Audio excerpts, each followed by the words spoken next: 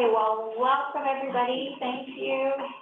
We're not too late. We're just working in the new systems, working out the kinks. And now, where did I put my agenda? It is 7:13, and I will call the meeting to order. To begin, I'd like to state that the Village of Slocan acknowledges and respects the Indigenous peoples on whose traditional land and territory we stand. I'll make a motion to adopt the agenda. Moved by Councillor Van Bynen, second Councillor Buller. All in favor? That motion passes. Then next we have the minutes of the regular meeting, October 15th, 2024. Motion to adopt. Moved by Councillor Knott, seconded Councillor Van Bynen. All in favor? That motion passes. So we have two audiences with council. First up, we have our CFO Nathan here, and he's here to present a quarterly financial update. Great. I think I know how to share my screen. I'll just change something on here. So let's. Yeah.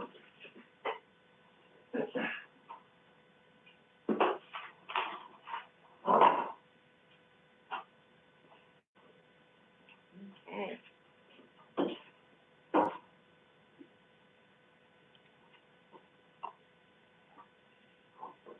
We're on screen, but I need to bubble it home with you. Yeah, I can see. Yeah. And we can. I have it in the, yeah. You actually see, okay, I can see it in our, shared drive, so. You can also use the pop out of the separate window and expand it, and it'll get posted in for the users, I'm not sure. Oh, yeah, okay. Oh, and I do. Pop it out. There you go.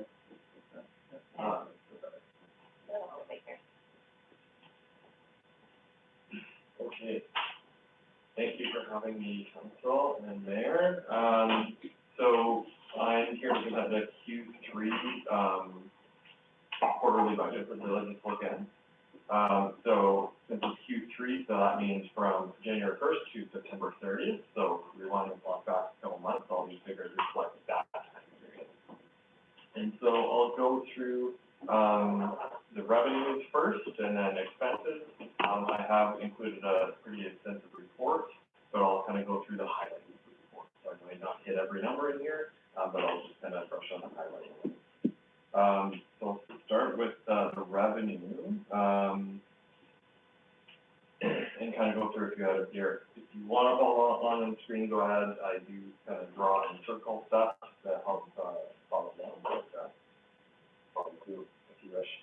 So taxes, nothing really going on there. Taxes have been collected as expected for the year, 241,000 compared to 238 budgeted. So the difference just being a few more, penalties that we've collected and anticipated. So we're really right on where we want to be for the tax fund.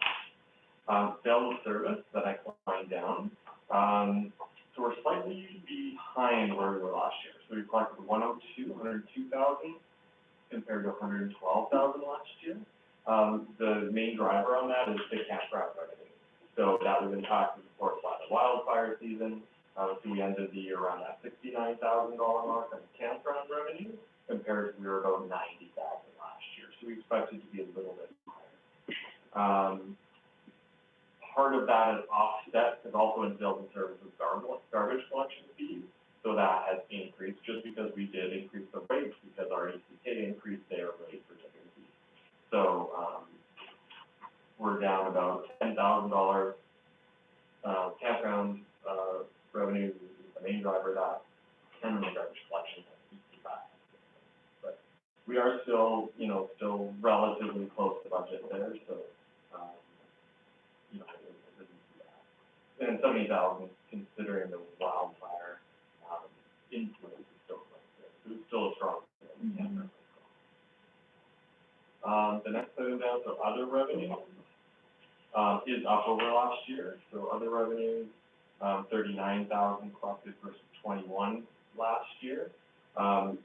Big driver here are the gym fees collected, so we're actually up 33% over last year in regards to the gym fees. I don't project we'll end the entire year 33% up, probably closer to 20%. But more of the story there, the gym fees have gone up year over year since we reopened the gym from COVID. So, got a little bit of a chart that I did include in the report as well. So, it's a good news story. Even 2019 was obviously pre-COVID. 2020, 22 were largely affected by the COVID closures. But the last couple of years, we've seen increases over what we were getting pre-COVID, and we saw that steady increase from 2022 to 2024. So, really good news on that front. That's good extra revenue for the village, and glad to see people using this.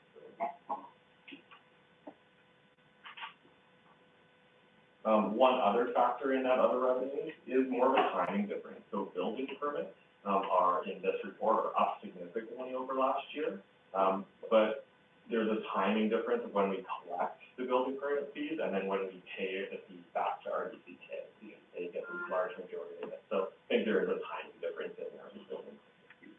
So I expect that will settle out by year end. The next line item is investment income. So significantly higher than last year. There's a few reasons for that. So 31,000 we collected up to Q3 on interest in the money that we have in the bank account versus 17,000 last year.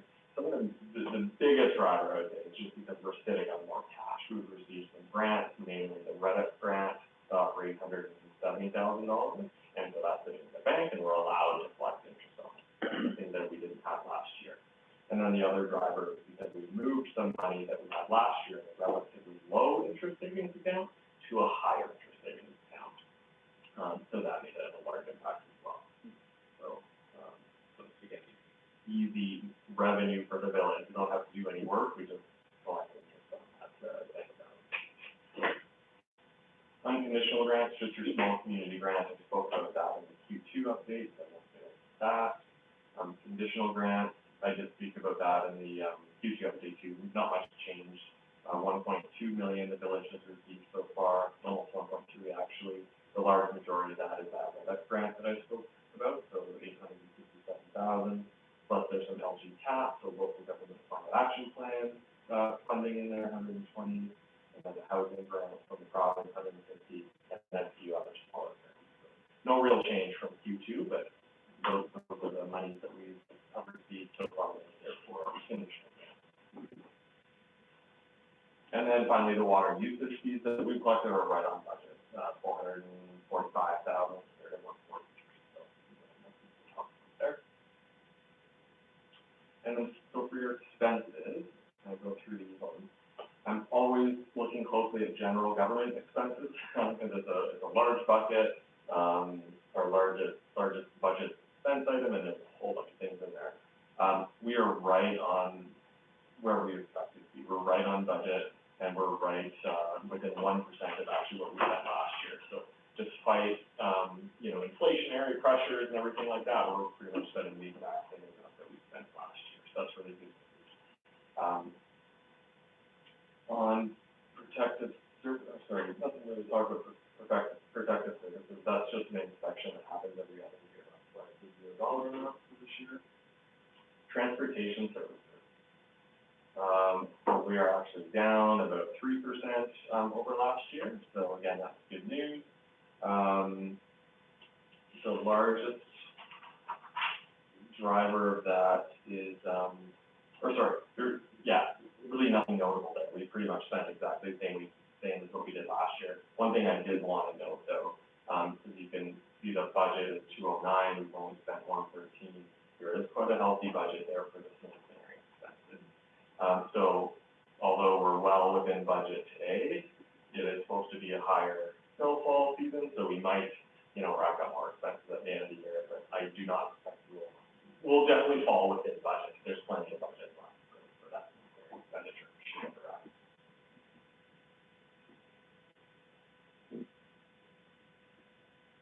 The next line then, recreational cultural services, we'll skip to that one. So we've spent just under 67,000 to date compared to 85 last year. So big change, about a 20% less expenditure in recreational services. One of the main drivers for that one is last year we had $12,000 in costs we purchased a bunch of garbage, large garbage bins. So for about $12,000. So if you take that out of the comparison, we're only about a 7% decrease over last year. Yep. Just a quick question about that. The gardening contract that we did, would that fall under here? Yeah, you bet. Okay, Yeah. And contributing to that 7% decrease in expenditures, what I was noticing, it's really fewer maintenance activities. So in the RV park, gym facility, and wellness facility, just lower expenditures on small maintenance programs. Nothing too significant there. Interest charges, the next line item down, so this is the interest that we pay on our loan for the old mill site. So as you can see, it is less than last year, even though interest rates sustained longer than we anticipated, that higher interest rate, they're actually a little bit lower, and that's because we paid down a little bit of that debt last year. So. And finally, the last line item, the water and utility operations. These expenditures are actually up over last year. So about 88,000 so far by the end of Q3 compared to 56,000 by the end of Q3 last year. So on the opposite end of the spectrum of less maintenance on recreation and culture, there was more maintenance on the water side this year. So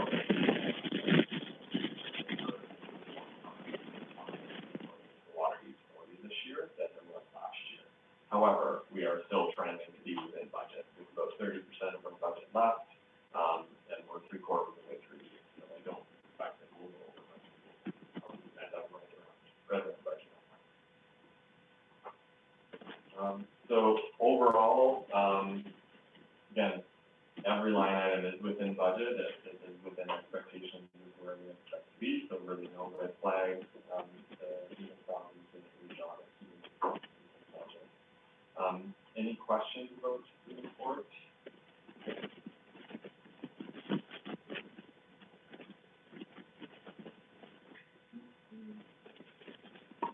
No, just a comment for the public, that Reddit is the Harold Street, fund for this grant there, so that's Reddit that is talking about for increased revenue, and that we're expecting. What is it for? What is that? It's for Harold Street beautification.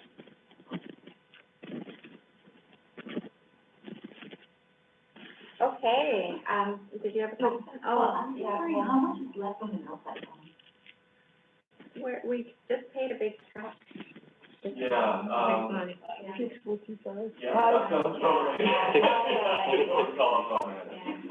Yeah. No, I think we had $645 last year. So I believe it's 45. $645 now? Yeah, so we just recently And that's paid with the down 100 off, 100 we did last year, and then we just did one this year. and now 600. Yeah. Thank you. If that number is wrong, I'll check and get back to you, but it is around that 645. Okay. Yeah. So we paid a big chunk just this month. Yes. Little by little. Any further questions for our CDFO? Huge thank you. Yeah. Yeah, thank you very much. I'll stick around for a little bit, if that's all right. Yeah, absolutely. And so, so next up, Motion to. motion to receive, moved by Councillor Perrier, seconded by Councillor Van Bynen. All in favor? That motion passes. Okay, and so our next audience, with council is Modus, and it's a community needs project update. Hi, Patrick Oistrik here. Hi, Patrick. Yes, Welcome. hi. We can hear you. Excellent. And I believe council has the presentation. I'm not sure if you're able to. I can try to get him to shit. Okay, Nathan Yeah. said if we can get you to share. I have Excellent. sharing privileges. Assuming you want to share. I would love to be able to share my screen, yes, if you can. That'd be great. Yeah, so we've got, council here, some members of the public as well, and then the screen projected, so it would be great, to project that. Excellent. Great. It looks like I can share here. Can everybody see that? Yeah. How do you make that big larger as a bubble, right? Perfect. Excellent. So Patrick, the floor is yours. Welcome and thank you. Thank you. Yeah. So my name is Patrick Oistrakh. I'm a senior planner with Modus Planning, Design, and Engagement.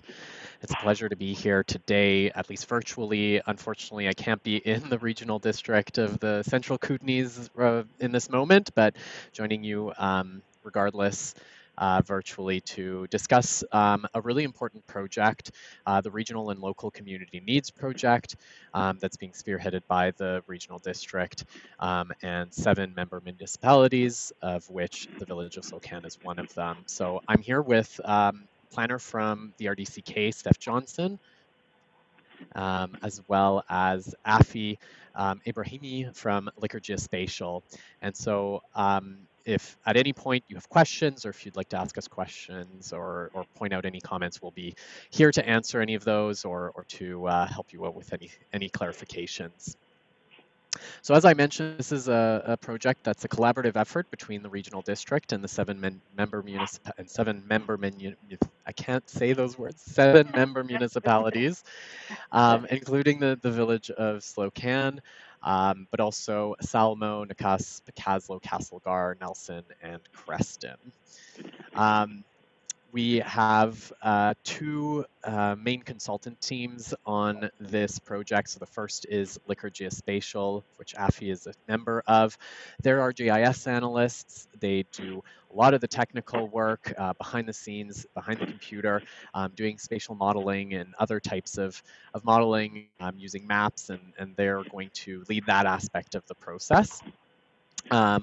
And then there's our Modus team, including myself and 2 of my colleagues here, who are going to be leading the engagement as well as providing recommendations in relationship to planning throughout the region. So we have together worked on several projects similar to this one in the Sunshine Coast Regional District, as well as in the Cowichan Valley on the island. So we're really excited to be now partnering up to do some work in the Kootenays, and we're thrilled to be working alongside your regional district and your village. So we'll give you a bit of an overview of what this project is about. Essentially, the regional district received a Complete Communities grant by the province that's being administered through the Union of BC Municipalities. And this grant is to help local governments determine what could be done to essentially create more complete communities in their area. And so that definition of a complete community changes depending on the nature of the community itself. So we're very cognizant that here in the Kootenays, we have a much more rural type of environment, some smaller villages, along with some larger cities like Nelson or Castlegar. And that definition is going to change depending on where we are in the region. And so we recognize that in rural communities, completeness might balance things like local resources and services with strong connections to neighboring communities, neighboring areas, acknowledging that not everything will necessarily have to be located within one particular community. So we understand that residents in these areas tend to travel to nearby towns and villages for different types of needs, whether it's healthcare, schools, shopping, employment, and all sorts of other things. The Complete Communities framework helps us assess different communities in the region as a whole in relation to 4 different lenses. So there's transportation, housing, daily needs, and infrastructure. And we'll be using that framework across the 11 electoral areas in the RDCK, as well as the 7 partnering municipalities. It's going to help us determine some recommendations to help you better plan for the protection of the region's natural spaces, rural and agricultural areas, while also meeting the region's needs for housing, transportation, infrastructure, and other community services.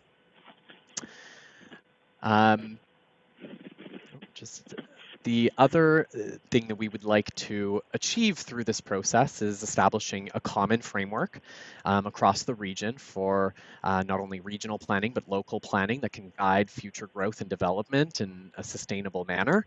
And we can build also upon existing planning initiatives. So for the village of Slocan, we know you've recently updated your official community plan, or you're in the process of doing so. I think it was completed recently. But we're excited to integrate and incorporate some of those findings into this study. So it's not reinventing the wheel, it's really about assessing what has been done so far and how can we do better in the future.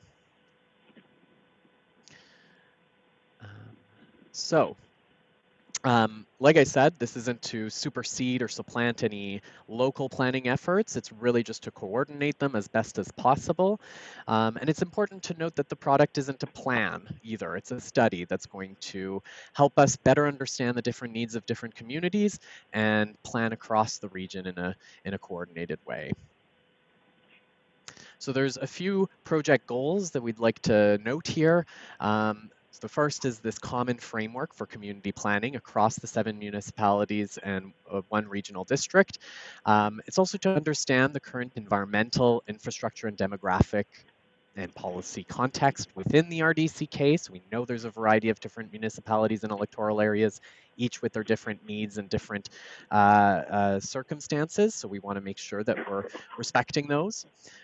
We want to identify areas where it's really important to protect natural, rural, and agricultural qualities, but then also areas that might be able to accommodate new housing, transportation, infrastructure, and community services. Really thinking about that regional perspective, of course. Through this project, we're also hoping to analyze, comprehend, and mitigate the impacts of any kind of new development, whether it be homes, transportation infrastructure, or new amenities, and then develop those implementation and monitoring recommendations. And then you can do what you want with those recommendations. Ideally, you'll see that they're valuable and you can use them in your future planning efforts. Finally, we really want to make sure that these results, these outcomes are meaningful and useful for you, and that they can inform future planning efforts at the RDCK. So we're following a 3-phase process. The first phase is all about project startup. We're in this phase right now. So it's really about identifying community goals and doing some initial community engagement across the region, developing some indicators that we can then model in phase 2, and collecting all the data that's available to us from across the different municipalities and the RDCK. Phase 2 is then taking the results of the community engagement as well as all the data we've collected and doing some modeling to then look at different ways to grow, different ways to change throughout the region. So we'll be developing some scenarios through a scenario workshop, and then we'll be modeling those scenarios to see how they impact the completeness of each community and across the whole region as a whole. In this phase, we'll also be holding some community workshops to test those scenarios with folks, to ground truth them, and to ensure that it's reflective of local values and your local principles and ideas and visions. The final phase is all about reporting. So we'll be taking our technical analysis, our engagement results, and then putting it all into a report that provides recommendations on implementation and on monitoring. And that'll be the final report. We're hoping to have that complete in the springtime for all of the municipalities and the RDCK to look over and to receive. So in terms of engagement, we have in those 3 phases several different activities. The first phase is really about getting a better understanding of values and visions across the regional district. So we're doing a bit of a public launch with social media posts, new web page full of content on the project and information on it. We'll be setting up some infographics and perhaps even doing a video. And then we have an online survey that's going to be touching on community values and priorities. And I think it just launched today, actually. So we're encouraging folks to take that survey from across the region. And that way it can help us create some indicators and essentially assess the modeling in a way that is reflective of those community values. That's going to happen in phase 2 through these virtual community workshops. We'll be exploring the benefits and drawbacks of some of these scenarios that we develop. And then finally in phase 3, we'll be closing out the project with some information on the final report for folks to read over. Throughout all 3 phases, we'll be engaging with First Nations. We're starting off with a letter to ask if they have capacity, if they're interested, how they'd like to engage with us. And over the course of the process, we'll be checking in and ensuring that they're also informed and involved in this process as best as they can. So that brings us to the end of our presentation here, but we'd be thrilled to answer any questions. Really appreciate the time today in your council meeting to present this. Thank you very much. Excellent. Thank you so much, Patrick, for the presentation and orienting council to this project. We know we're all partners in it, so it's great to be engaged early on. Quick question. So did you say that there is a online survey, and will most of that be flowing through the regional district, or is there a separate stage?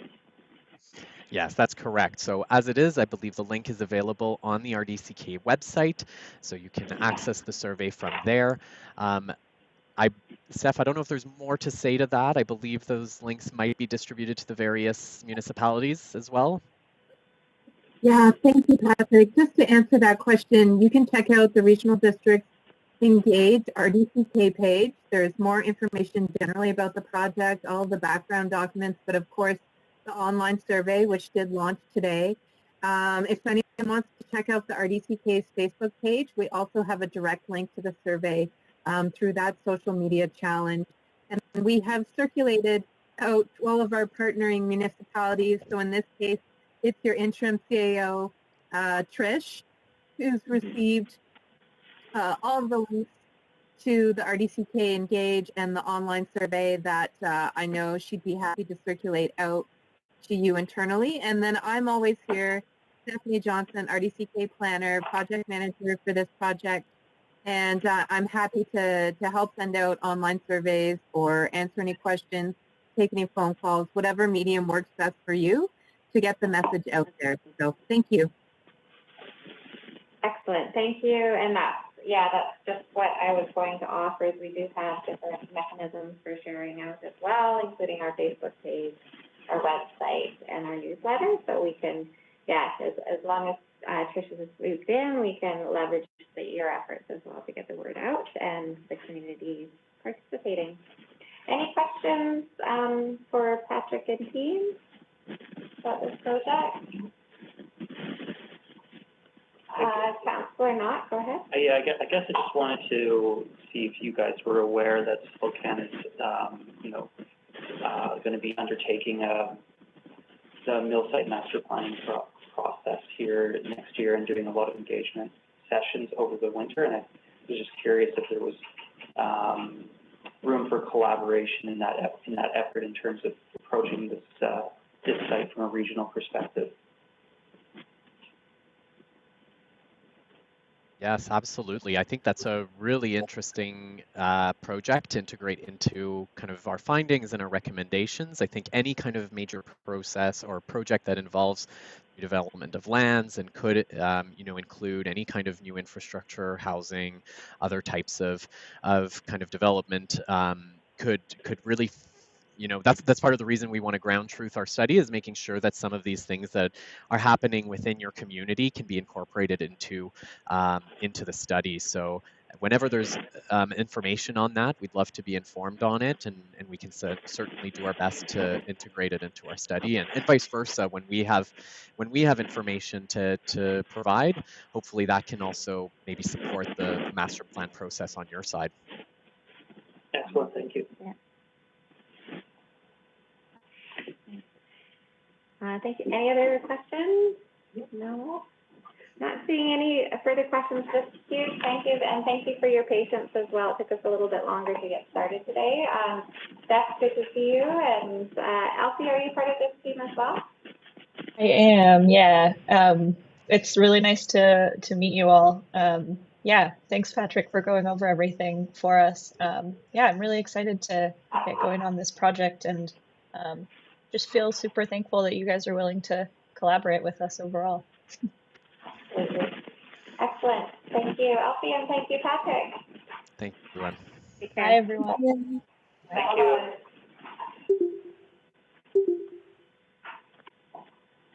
Okay.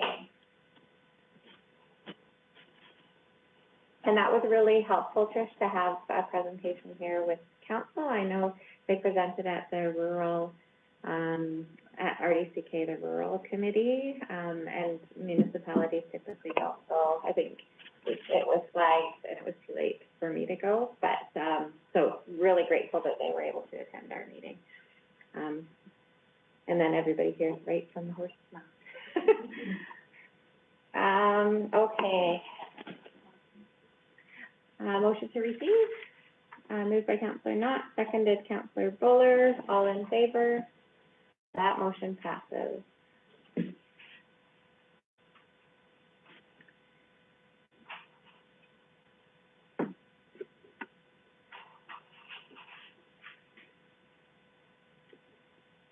Okay, sorry I'm slow, but it's just because it's a little bit different format. Okay, so moving along, we have recommendations. The first report is surrounding the campground.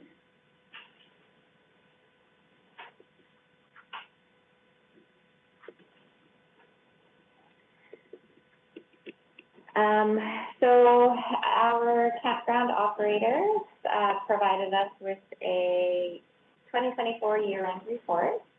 And for the 2025 operating season, they've made some requests.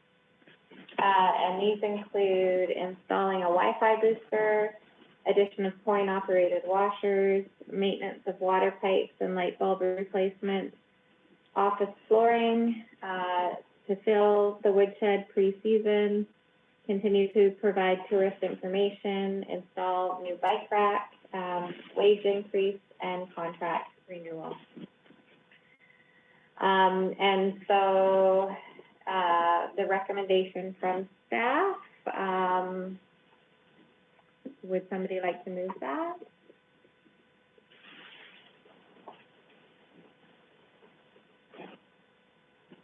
I can read it. Yeah, no, I can. Oh, you've got it. Yeah, I'll move the recommendation that council receive the Springer Creek RV Park and Campground report for 2024 as information, add upgrades and maintenance items to the 2025 budget discussions, and refer the wage and contract renewal request to camera.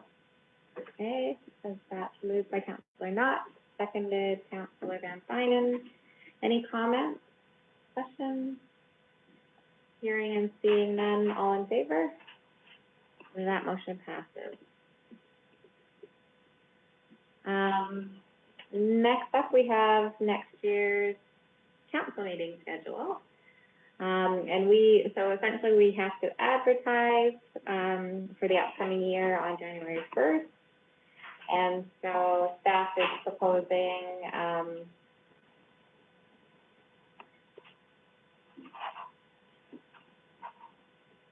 a schedule. Sorry, to be posted, and my thing is not moving. Yeah, so there is a schedule. It's all Mondays, as typically it is the second Monday of each month, except in October, they're proposing Tuesday, October 14th, and Monday, November the 10th. You're flagging? Yeah. I just wanted some discussion of the November 10th. Yeah. That wasn't clear on it. Okay, perfect. So, so November 11th would be a stat. Yeah, thought? I think the thought was to push it the next Monday. Yeah, I didn't know if sometimes November 10th people have, just Remembrance Day ceremony things, or it wasn't clear in the community. Yeah, typically we do on the 11th, but when it is staggered, some folks might be away for a longer weekend. So we could, so did you want to push it to the? To me, it's not Big deal, maybe. 17th is fine. What do you think? The 17th? Okay. So why don't we, change the 10th to the 17th? Yep. Okay. And, I'll just move. Yeah. That the council confirm the following and as with regular council meeting dates for 2025. I'm not going to read them. okay, moved by Councillor Perrier. Do I have a seconder? Councillor Buller. All in favor? That motion passes. No birthdays? Anniversaries? Okay. Next up, we have the Christmas holiday office closure.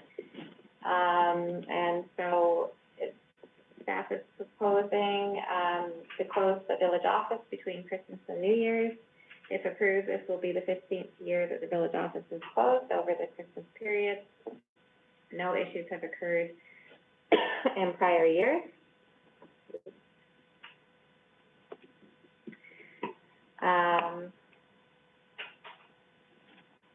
And so,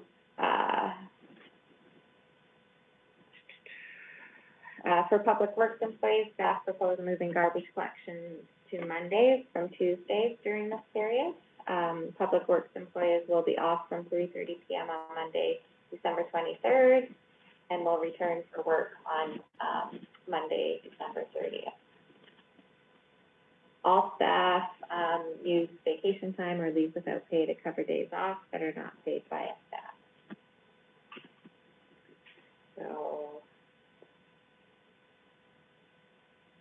I'll move the recommendation that village office be closed from 9 a.m. Monday until 9 a.m. on 9 a.m. Monday, December 23rd, until 9 a.m. Monday, January 6th, 2025.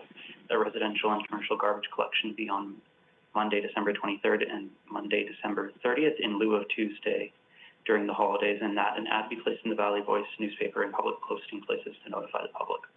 okay, moved by Councillor Knott, seconded Councillor Perrier. All in favor? That motion passes.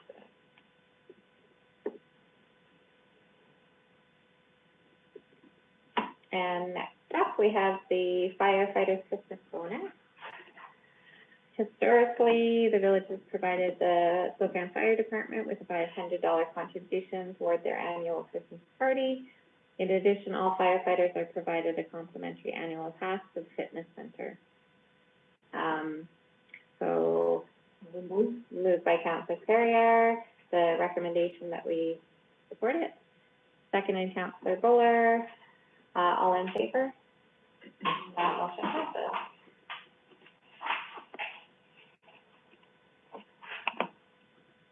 Next up, this one's a biggie. Yay. So it's a development permit application for the affordable housing project. A development permit application has been submitted by Macola Development on behalf of the Slocan Valley Housing Society for 903 June Street. The Slocan Valley Housing Society is proposing to develop 2 townhouse buildings, each consisting of 2 stories with a total of 10 purpose-built affordable rental units and outdoor amenity spaces. The development will provide a mix of 1, 2, and 3-bedroom units. The development has been split across 2 buildings to support a small-scale building form compatible with the surrounding community. Building A to the west of the property will include 6 units, and Building B on the east side will include 4 units.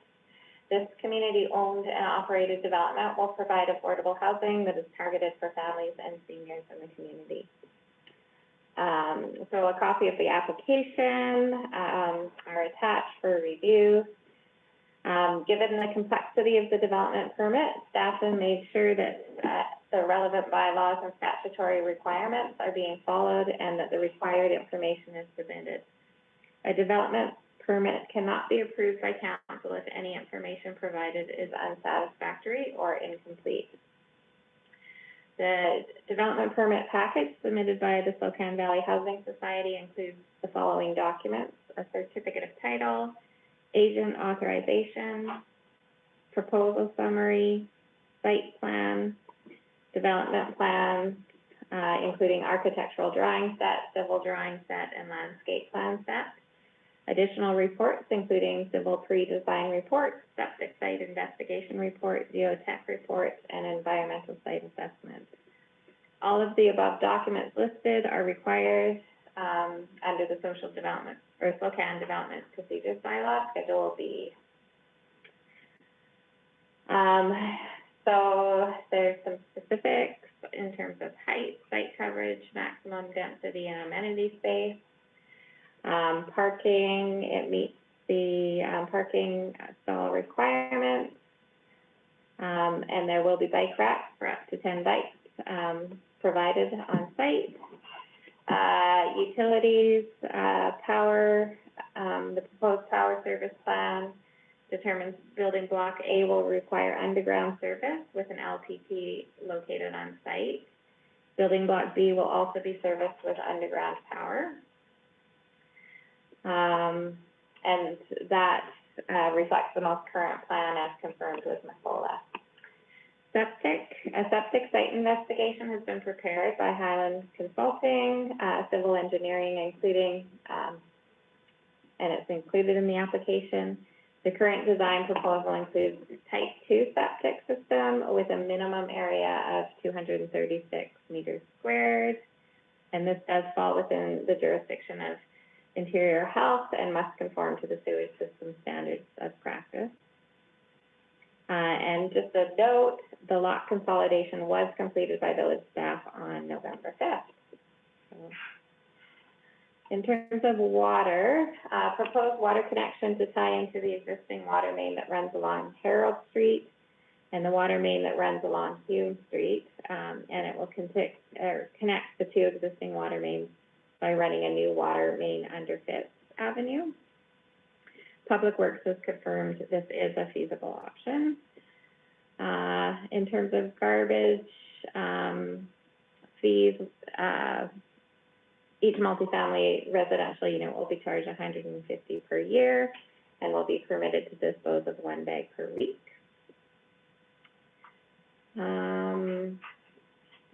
I won't go into the details of picking up garbage. So there is some designs in the package as well.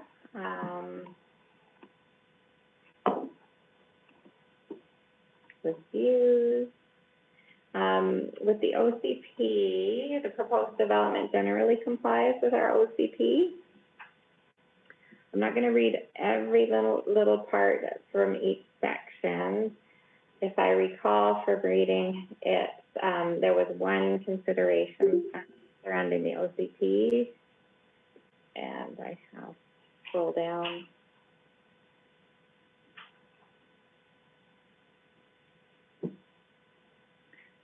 General foreman. Oh yeah, here it is. So the proposed project is in compliance with the DPA policies, except for the following: the general foreman character, the site buildings so that they front and frame public streets, for corner site buildings to front both streets as practical. So the way that there's two buildings and how they're situated on the lots, the one along Harold is it's not on the side, and it's not frontage. I think there is some architectural facade that's included to try to make it feel front-facing, but it's the one flag that our CAO has. Go ahead, Councilor Knott. I've got a few questions, but my first question is why that choice was made to not front the building to Harold Street? Yeah, so I think it was, the exposure, like for the sun, I think was, and you needed one to be, if you needed two buildings, you needed one to be you could not put the two buildings like this or two buildings like this, so it seems to be the logic kind of way to put the building, with the carport on the north side and the patio and, the green space on the south side. Supplemental? In early discussion, you know, around choosing this site as a suitable site for affordable housing, one of the things that council was discussing was, just like the size of the site itself and, you know, and thinking, you know, forward thinking about potential future development for that site in terms of accommodating the, you know, the maximum usage of that site in terms of how many units could be feasibly built on that site. Do the committee members feel that this design as put forward maximizes the use of that site?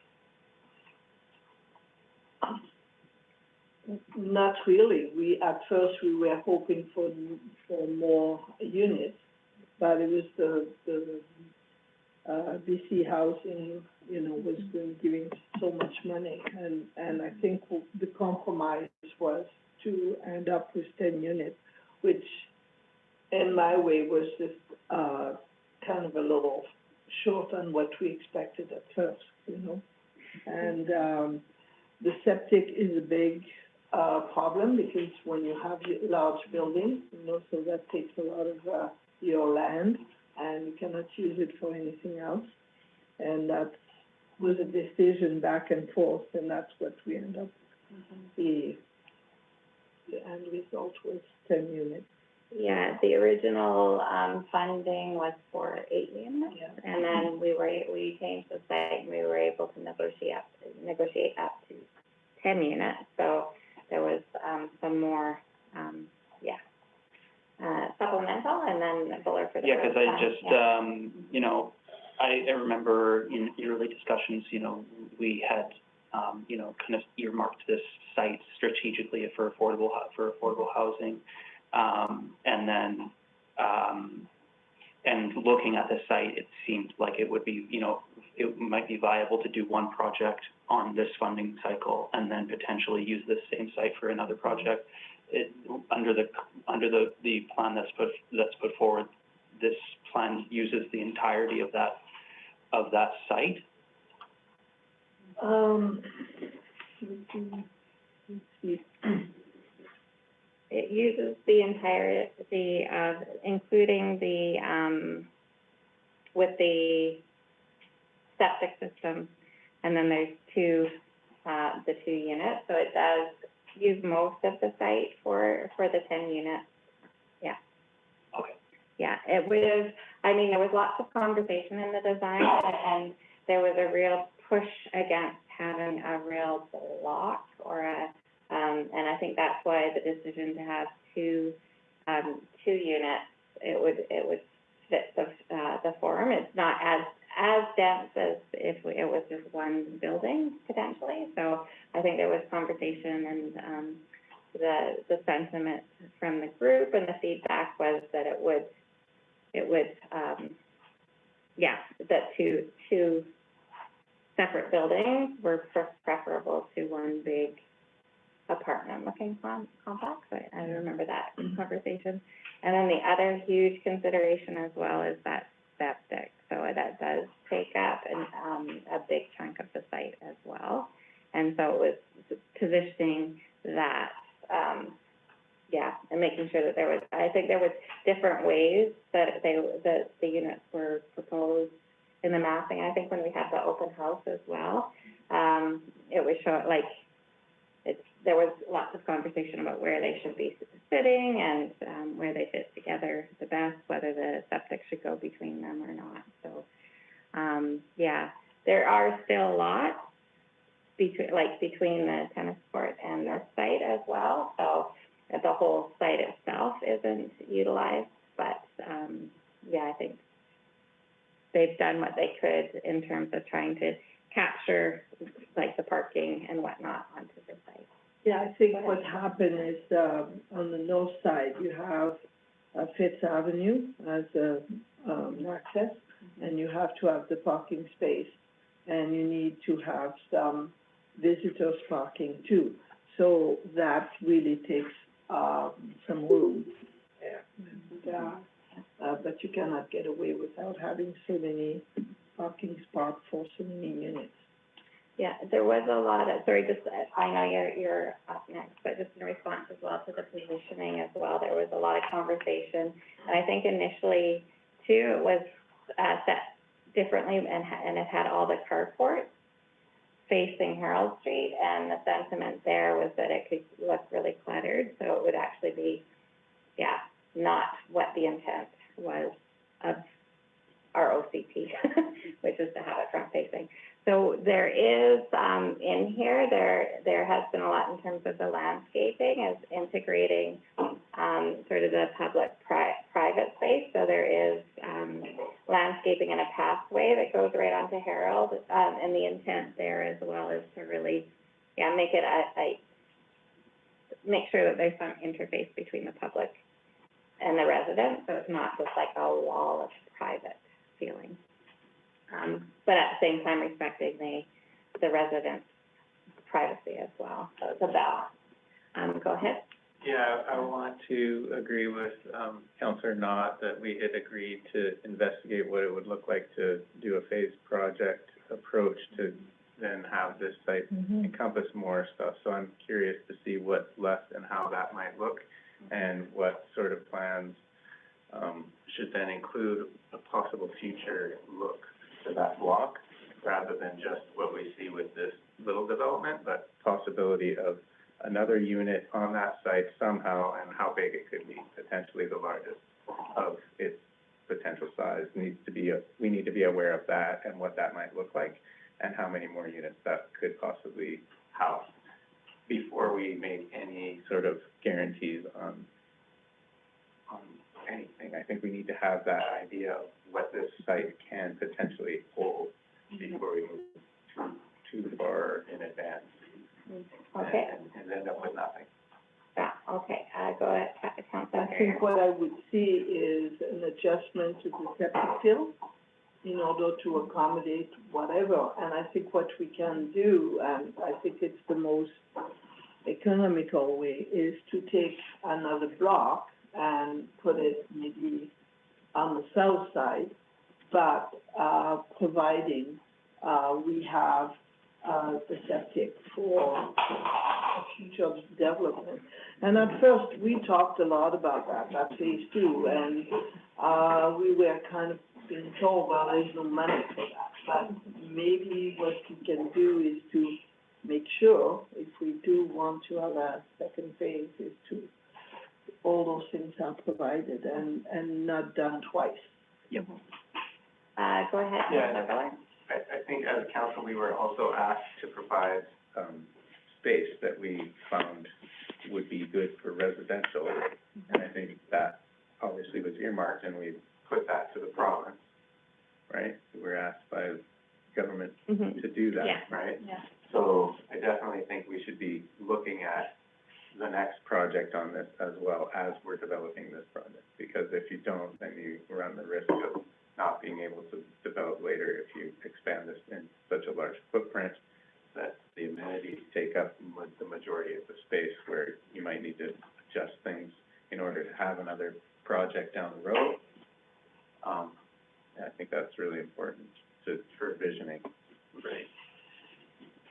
Go ahead. Yeah, I guess my last question is, like, as committee members, are you guys happy with this, this design? Do you think it took everything that council had to do consideration, and that we got the best result?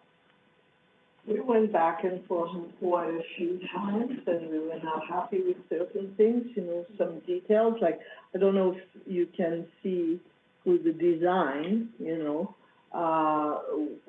we wanted something fairly elegant, and we really asked to have that as, because you enter town and, your school is there, we wanted, and if you look at, for example, the page is 5, view looking southeast from the courtyard, we really worked on those little details of they think it's gonna be really sunny, so you need those little roofs. but we did not want that to be chopped off in all directions. So we went back and forth in a lot of ways to just, and I don't know, for me, being part of the process as the old improvement, you are given the finished product, so I can see you have a different set of eyes on that, you know, from what we had at first. Mhm. So it's Yeah. always a give and take, and there's the dollar attached to it too, you know, and the roofing and the snow. Yeah, there was, To clear the snow around the parking, space in front of the carport and all that, so, yeah. yeah, there were, and to respond, there was a lot, of input from the society as well. So technically, this is the society's project, so they, commented on things like personal space and lots of like the practicalities of the residents who are living there as well. I do, like, so there, and it's a puzzle that the architects are, are working on, to make sure that the development fits the needs of BC Housing, because there's certain requirements in terms of square footage and whatnot for BC Housing as well. So, yeah, and then there were a few different facades that were proposed, and the society felt very strong. Like, I think it was a unanimous vote for this from the society. I think the look they were looking for is it to be more like separate units, as I said, rather than just the one, like a large hotel style. Mhm. So, and they did bring in, like the wood, elements as well, so that, I liked that piece. And there was actually, for the frontage, there was, some push to try to make it look more like a facade. Then there's just the reality of it, that it is a sidewall, it's not usable, and they couldn't make it as usable space to be entering, or for the residents to be entering out onto Herald. But there is that walkway, so yeah, I don't think, like, obviously, probably if it was like maximum density, there would be 20 units, but we're also, we had the funding, we had it augmented to 10 units, and then the intent was to make it, fit the needs of the society, make it as comfortable for the residents as they could, and as, go ahead. I just want to say I like what I see, but I also am worried that we're expanding and not potentially using the piece to the maximum. And that's the only, like, I'm not necessarily concerned that this isn't a good idea. I just want to make sure, as we've been iterating, that the future is important and don't oversize the amenity package of this to then exile another project into some other location because of that. Yeah, I mean, I recognize that it is the Housing Society's project, in that they are the funding party. It is the village's land. And so, like, you know, is this project meeting the goals of the village was set out for the use of this land? I wasn't, like you say, I wasn't part of the committee process. I wasn't privy to, like, all of the back and forth and the details and the compromises. And, you know, that's why I was just asking you guys as committee members who were part of the process what your feelings were on it, because, you know, ultimately I trust your guys' input and judgment. And, but I did really, really want to flag the maximizing the use, because there's, you know, we moved from one site to a much larger site, like, I don't know, 3 times the size, and we got 2 more units from that move.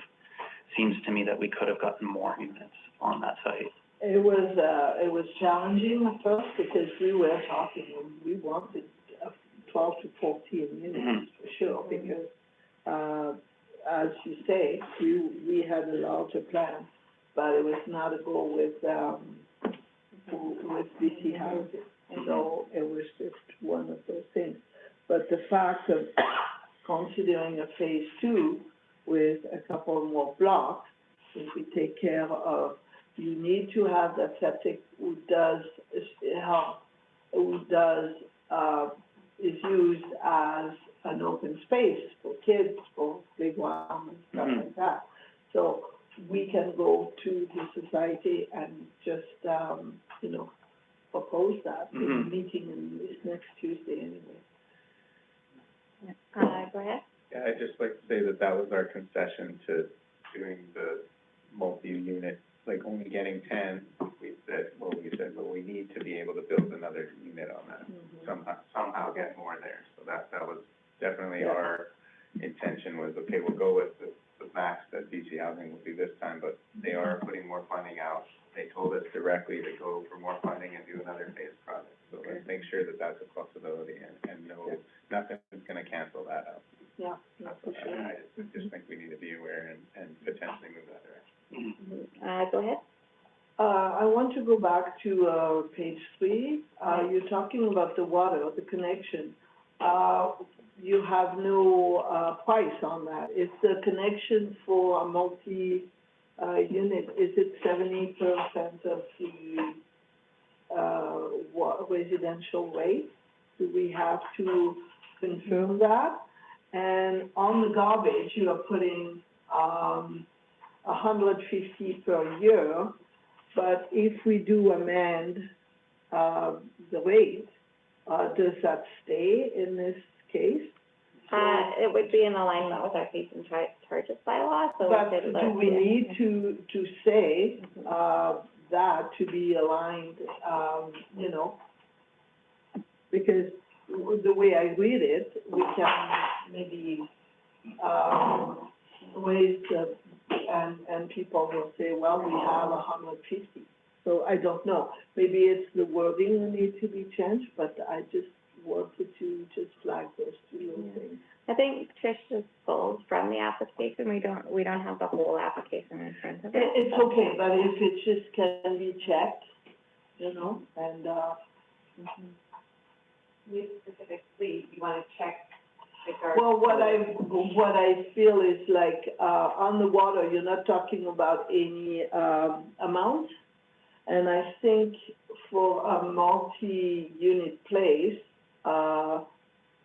the rate is 70% of the residential rate. But, you have to double check before you make that. You're just confirming that they'll be paying water connection. Well, I think, I assume you will pay water connection. Yeah, All that, it'll all follow whatever the fees and charges are asking. Okay. There's no concession, sorry, it's not explained what they'll pay for each one, but, it will be as per the bylaw. Okay. It doesn't. It doesn't need to be more, yeah, I don't, but what I feel is like in the garbage, because we have a number, that's where I just felt like those two things needed to be talked Go about. ahead. Go ahead, Councilor Buller. It does say as per the charges bylaw, so maybe the amount doesn't necessarily need to be in there, Okay, yeah, you're right. right? Or that as present, the cost is X amount. Yeah. And would be just scheduled make sure to whatever. we do not get stuck in that, just the detail. Thank you. Yeah, so, where to go? So I do feel like I need to provide a little bit more context too, just in terms of where this project is, in terms of timelines with BC Housing. And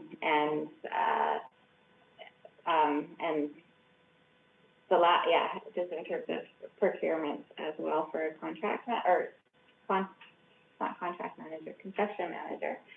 And Trish, maybe you should help, we might need some help from you or guidance as well, just in terms of what we're assessing at this point in time. I think I'm a little bit concerned that we're too far down the path to be, changing up the footprint of the design at this point in time without it just, I don't know if that's a feasible thing at this point.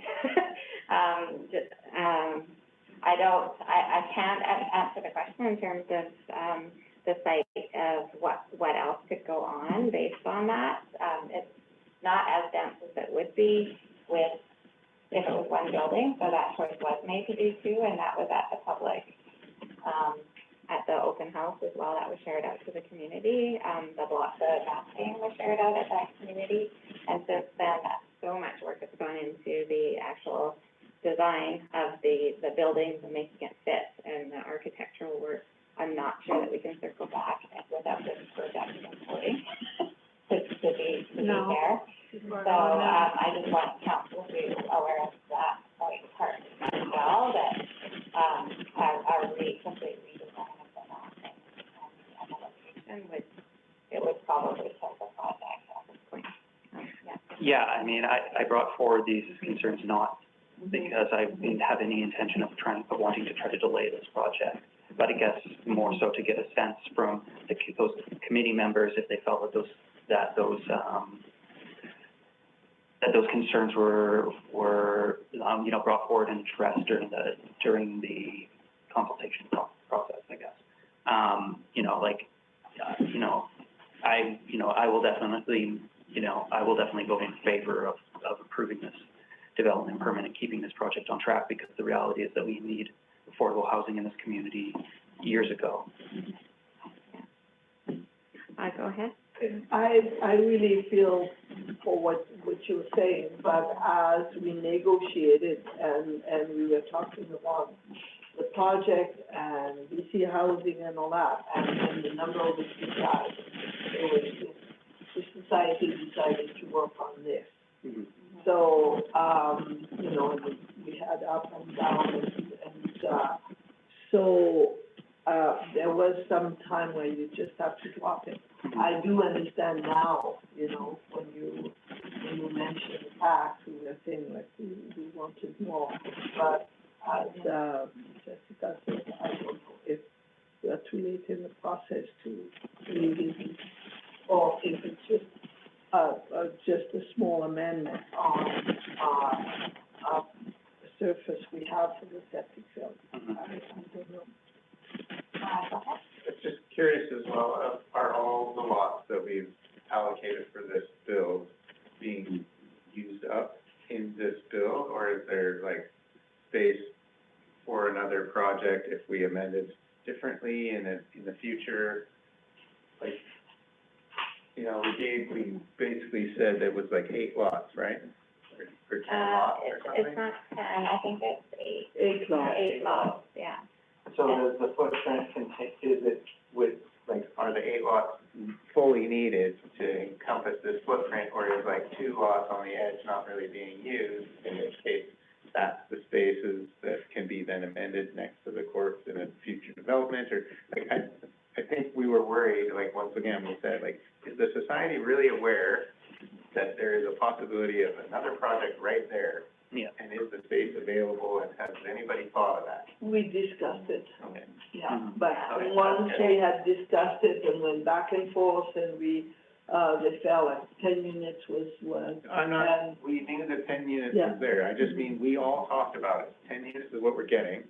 Let's plan to make these 10 units work, so that we can also have another project soon as we can get more funding. And I'm just wondering if that was forgotten about, and they just used the whole footprint of all these lots for this one project. Yeah,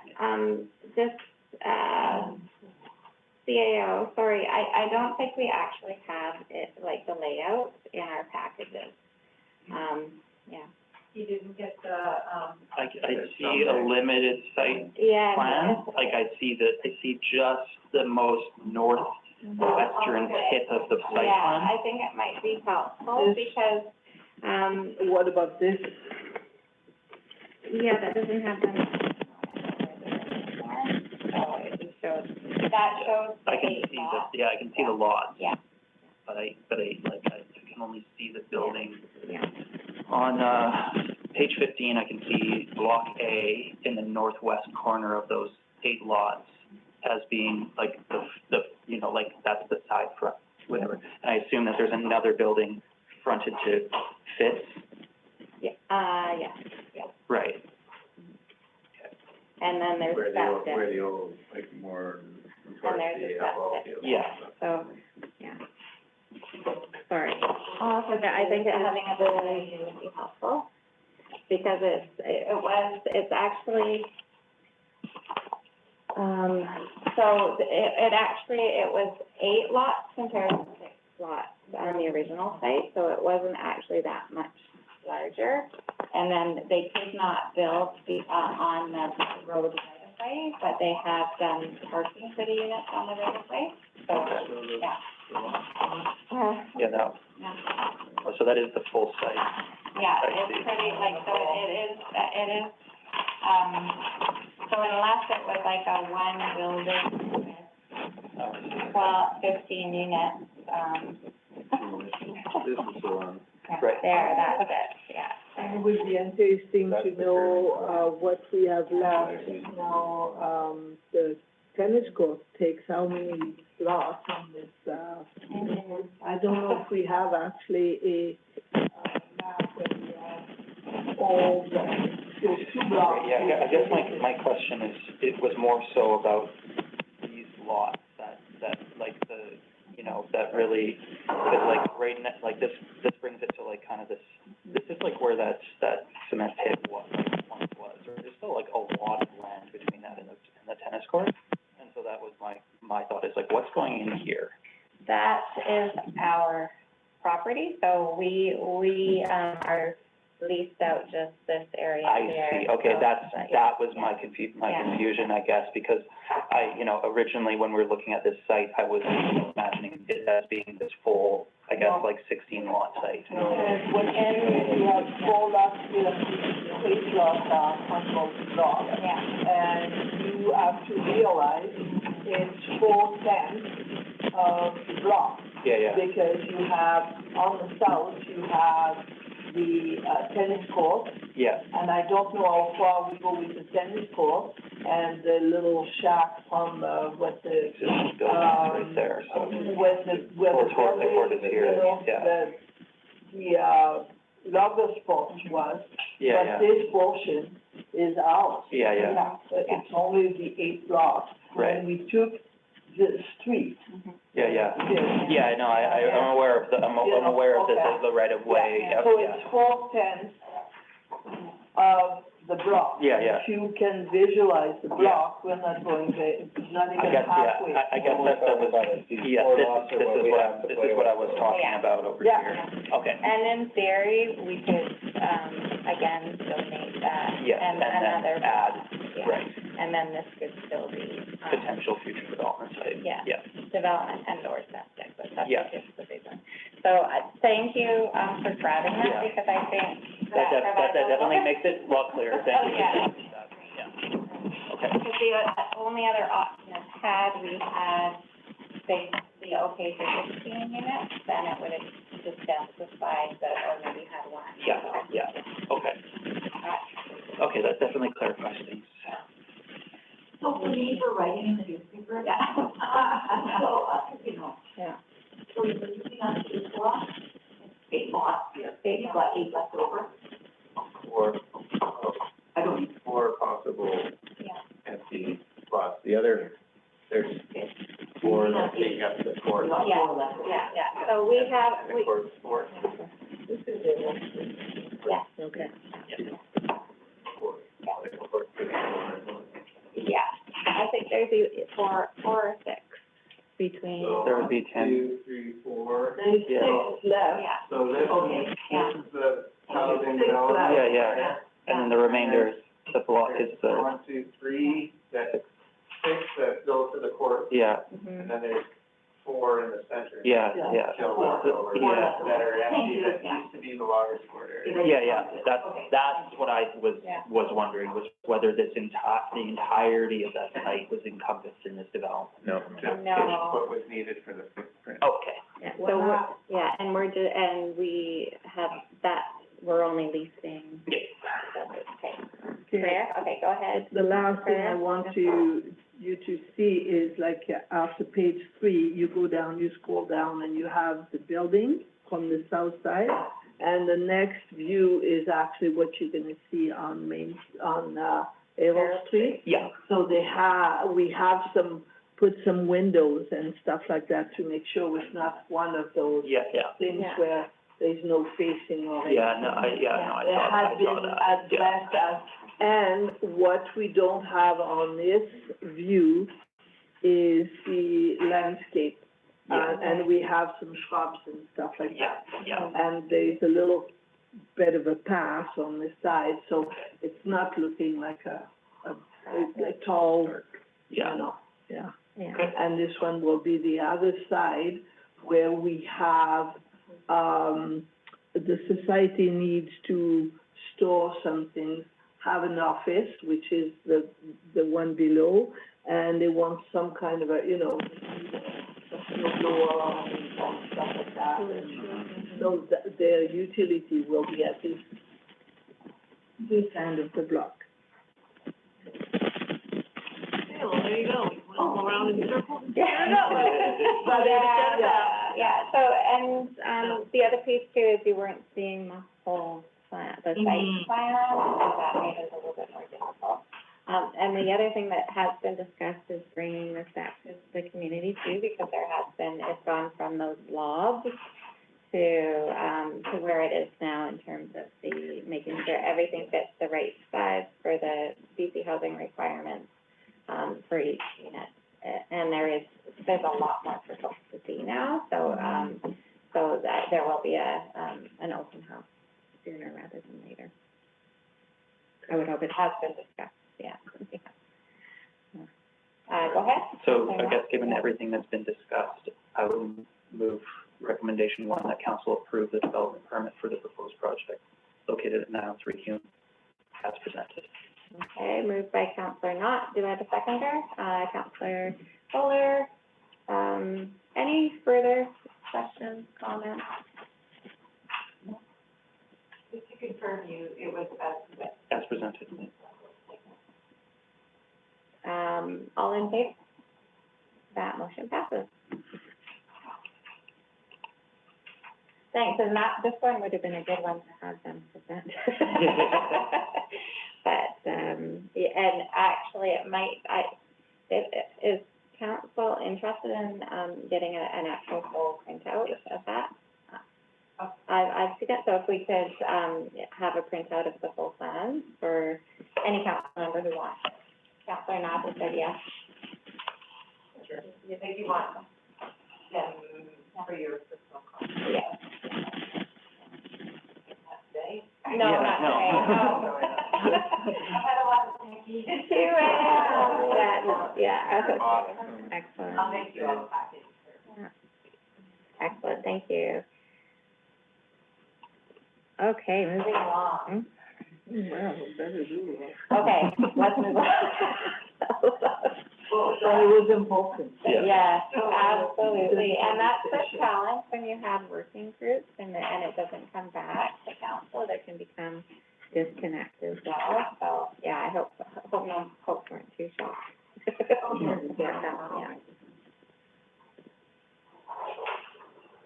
Nice, yeah. Okay, request. And I'll try to talk quick now.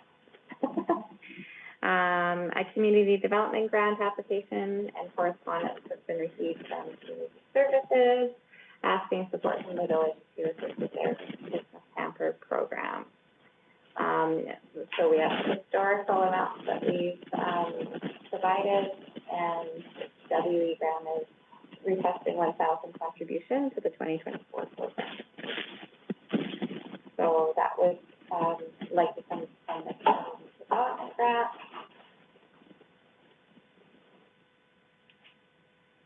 Thoughts on this?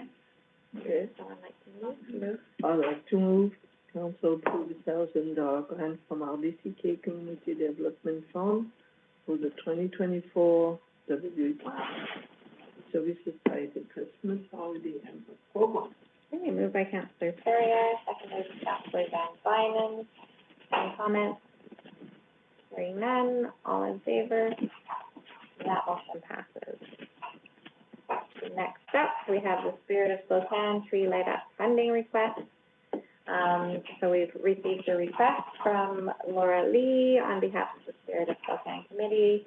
They're requesting a donation of $52.50 to cover the cost of printing 105 sheets to create 420 mailbox flyers. So that one could come from our discretionary fund.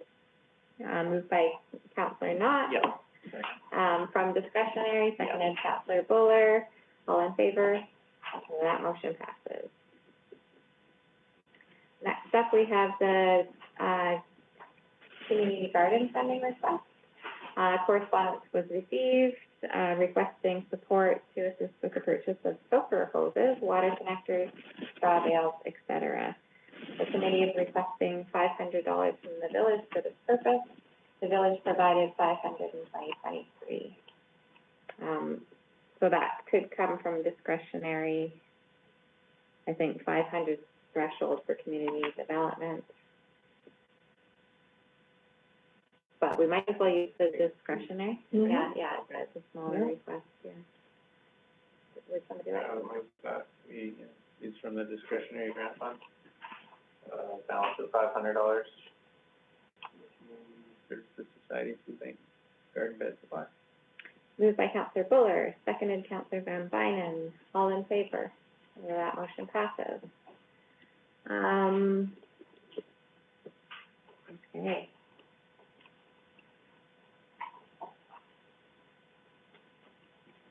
Information items. Are there any that folks would like to pull to discuss?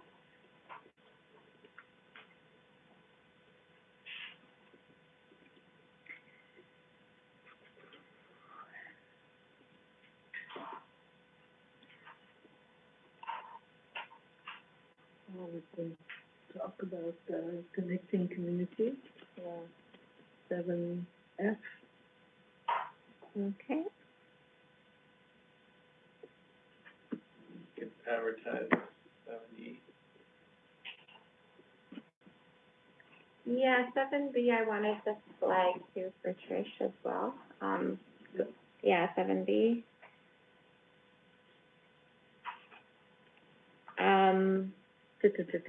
And I'll flag 7A as well, just as always, the board highlights. We had a number of our grants go through. Wild Site will continue to deliver the Beyond Recycling program. And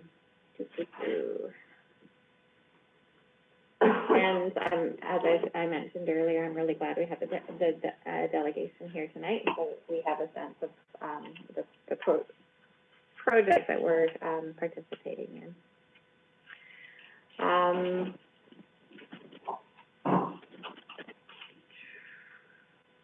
So 7B, the tipping fee increase.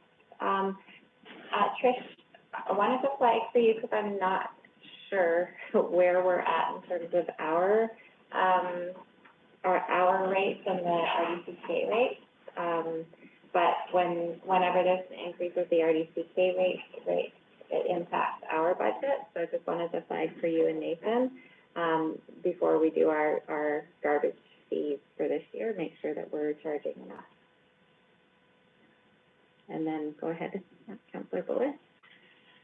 Sure, so, just thought the Fire Smart is always a good one to advertise, and,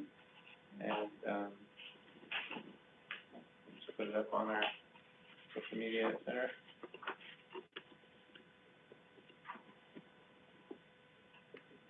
Okay. Oh, so you were at E. Okay, Yeah. I thought you said B. Yeah, so absolutely, fire home assessment.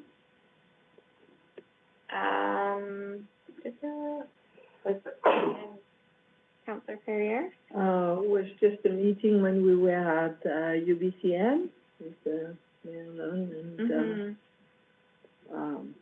Councillor Van Bagnen, and we went to see about the what was that?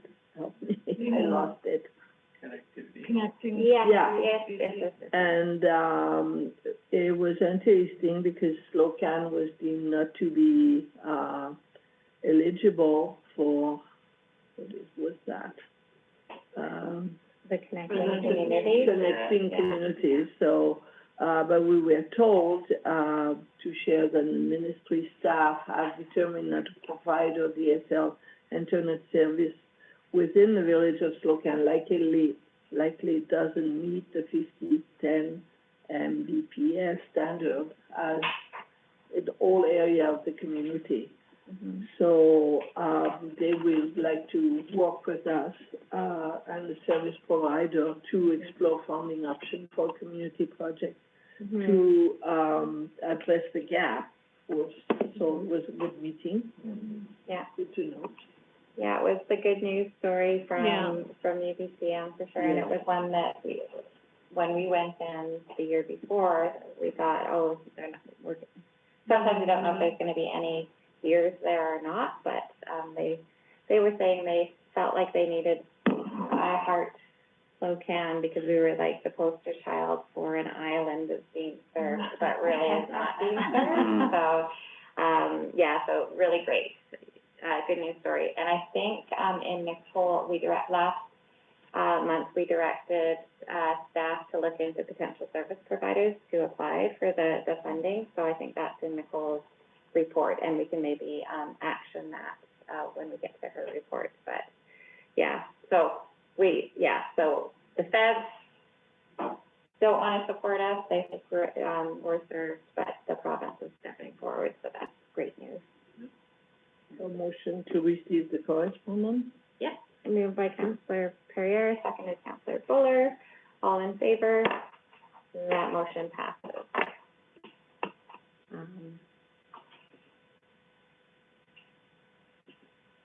Okay, report. The Public Works, seasonal labor position ended October 31st. Office propane tank has been delivered, the site finishing is complete, protective concrete barricade and petition.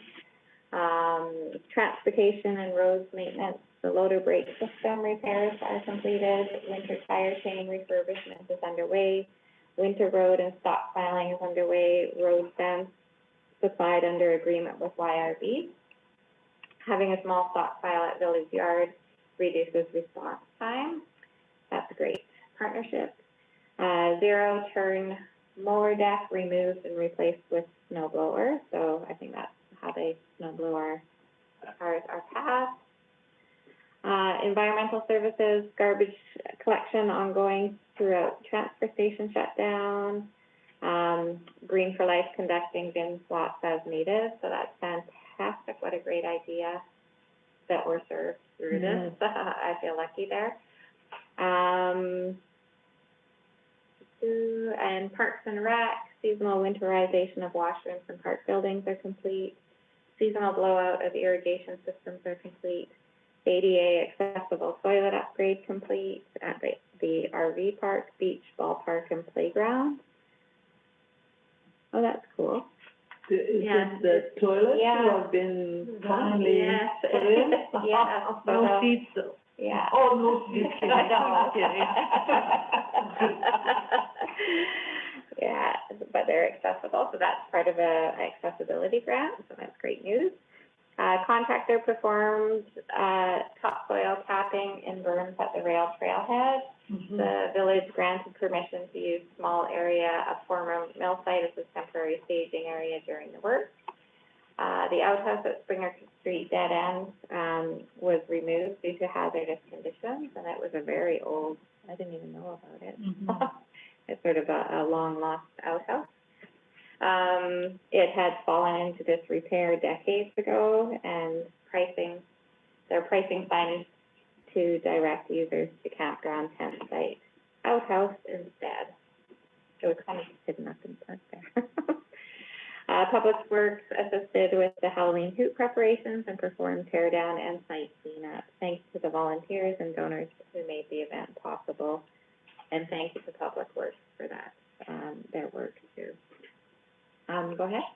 Yeah, just wanted to add in a little thing that we noticed while we were serving hot dog. But we were talking about if it's possibility for Public Works to wait to shut down the water in the concession stand until after Halloween. Yeah. Did you have a chance to ask? Probably not, but I think it was in your report. Yeah. Yeah, logistically, it would be helpful if the water was shut off like that was, like on the first, after the hoop. Yeah. Water plant and distribution system, backup air compressor repaired following pressure switch failure, primary air compressor motor replaced following failure, compressor supplies air, to several critical pneumatically operated valves. Security system smoke detectors replaced following failure, which triggered an early morning fire department call out. Oof. Immersion heater thermostat replacement ordered following failure of the original. Immersion heater required for membrane. I know, it's like the Volkswagen and the water plant. Better do something. Replacement CIP pump ordered. Original pump showing indication of impeding motor failure. Oof.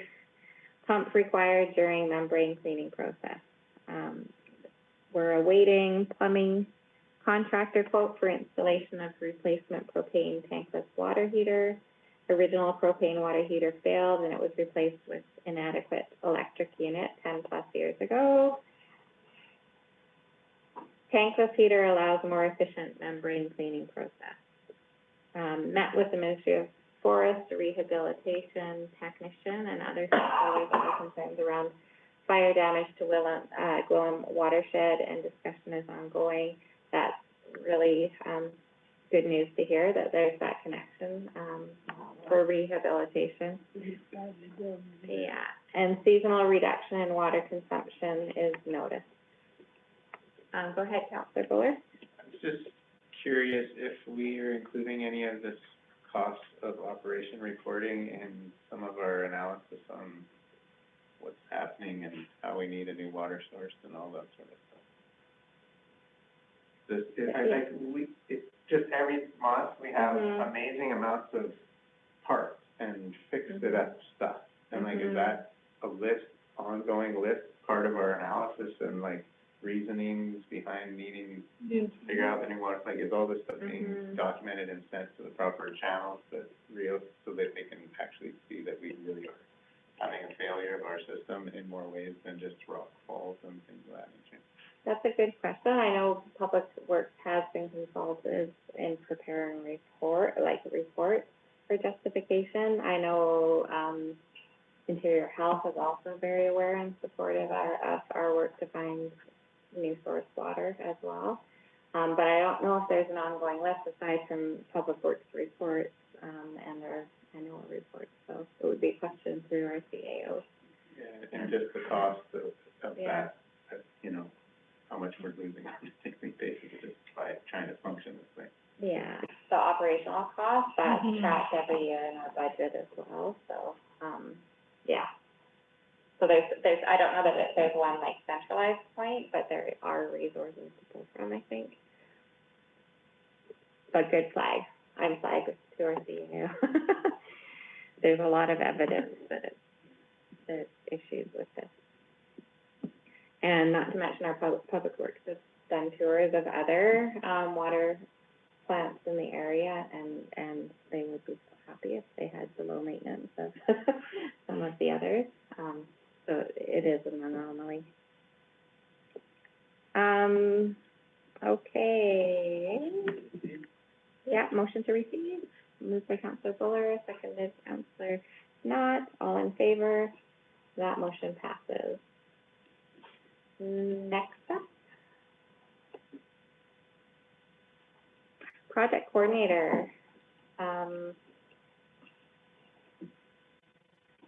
Feel like I'm talking a lot, but so generator, it looks like it's the most recent is the propane tank was delivered, gas fitting work completed, and Fortis shut off is scheduled, and final testing for November 15th. The tennis court lighting, the most recent update, October 21st, 2024, a contract was signed to begin the work and the materials were ordered. There was a delay in material shipment. Material must be on site to begin work. and the work is tentatively scheduled for the week of November 18th. So that would be coming up. Affordable housing project, the most recent report out, team meetings held October 24th and November 5th. On October 24th, unanimous team discussion on the appointment of the construction manager, and that's public at this Public. point? I don't know, I was not, at the meeting. Yeah, so I don't know if it's public once it's procured, do you know? They may not have signed it. Okay, Yeah. yeah, so maybe next week we'll let folks know of the company. And so the construction manager is the company that, works with the architect to do the build. And the timeline of breaking ground is this spring, and they anticipate it being like 2026 for the move-in, so. November 5th, the lot consolidation and lease agreement was complete, so again, that's for those 8 lots.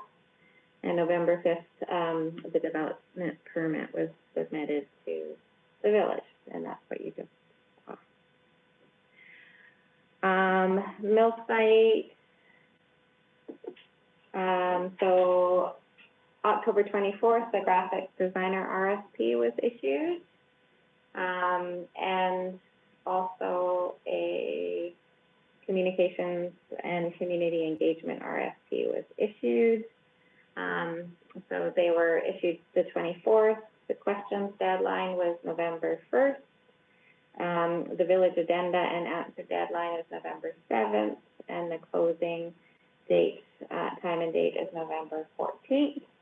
And so then there'll be, then that project will move along. So again, that's doing, the graphic designer would be looking at doing branding for this project, for the community engagement pieces, and also creating a hub for collecting and documenting our process as we move through the community engagement sessions, but then also into the master planning process. And the communications coordinator is coordinating community information sessions and learning sessions over the next 6 months. So I imagine council will be connecting with that person to define the topics and work with them on that piece. BC Connect, so this is the one that we may need to take action on. So at our last meeting, we we directed staff to connect with the province for more information on eligible providers and to research the options for an application. So Nicole did connect with Megan Chadwick. She said there may be another cycle open in January. So this is where the applicant would apply for the last mile for within the municipality. November 7th, she met with Caslo InfoNet, and they did express interest in supporting the village of Slocan as a potential service administrator and provider in working with funders to apply that last mile fiber optic internet. A letter of support from the village of Slocan was requested to move forward with the project should council approve. And then just a municipal access agreement would be required. So if they're digging and putting fiber optics in, there would need to be an agreement between Caslo InfoNet and the municipality to lay that infrastructure. Is there anything else in there? Some trepidation about the tight timeline for December 12th for a 2024 funding cycle. So they would probably want to know sooner rather than later. She also met with the TELUS regional manager, and last mile connection for the village of Slocan is not a priority for them at this time due to the economic viability. CBT, they noted that the $58 million contract that CBT is doing for last mile everywhere except for within the village of Slocan. So it sounds like there wasn't a huge appetite from TELUS to put an application into the municipality. November 8th, she also met with CBBC, and they don't have any current plans to serve the village of Slocan, to discuss internally with new knowledge of eligibility. So it sounds like they might be interested, but they weren't aware of our eligibility. So yeah, so curious if there's any thoughts in terms of an avenue to go to be eligible. So it does that. We would have to work with a service provider, ISP, that would be eligible for the funding to do the work. So us as a municipality ourselves would not, because there's a definition in there that says, if you look at the application, that says you have to have been an internet service provider for at least 1 year, which we're not. So you need to partner. Go ahead, Councilor Hall.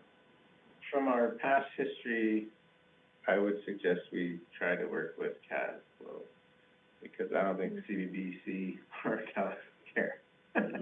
Yeah. And I think they have a proven track record, and they have a small town customer service deal, and they're just across their local, like, I think it would be a good connection for our residents to know that we're working with people close by. They've proven that it's successful, and their plan is the best in the area. And I think we'd be silly not to work with them if possible. And I think the rest of them, honestly, they're just corporate big shots, and they really don't care. And I think it's really fun to see somebody like CASFlow be interested in and even put their name in the hat. So I suggest we look at that with open eyes. You put a motion on? Did you want to put a motion? Sure. I think we should move to sign a letter, support, and, contact the, CASFlow Infonet, whoever's in charge over there, the, executive director, I guess, and let them know that we would like to work with them if at all possible. Okay, so moved by Councilor Buller, seconded Councilor Knott. Any further comments?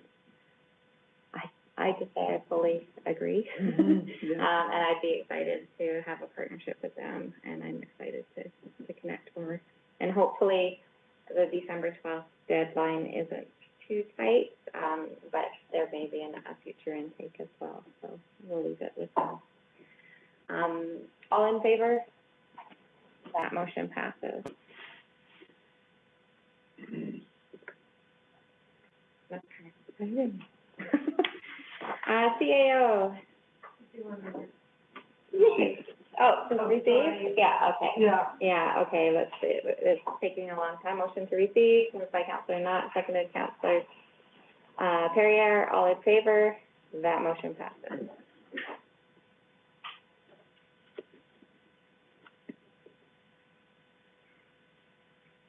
Okay.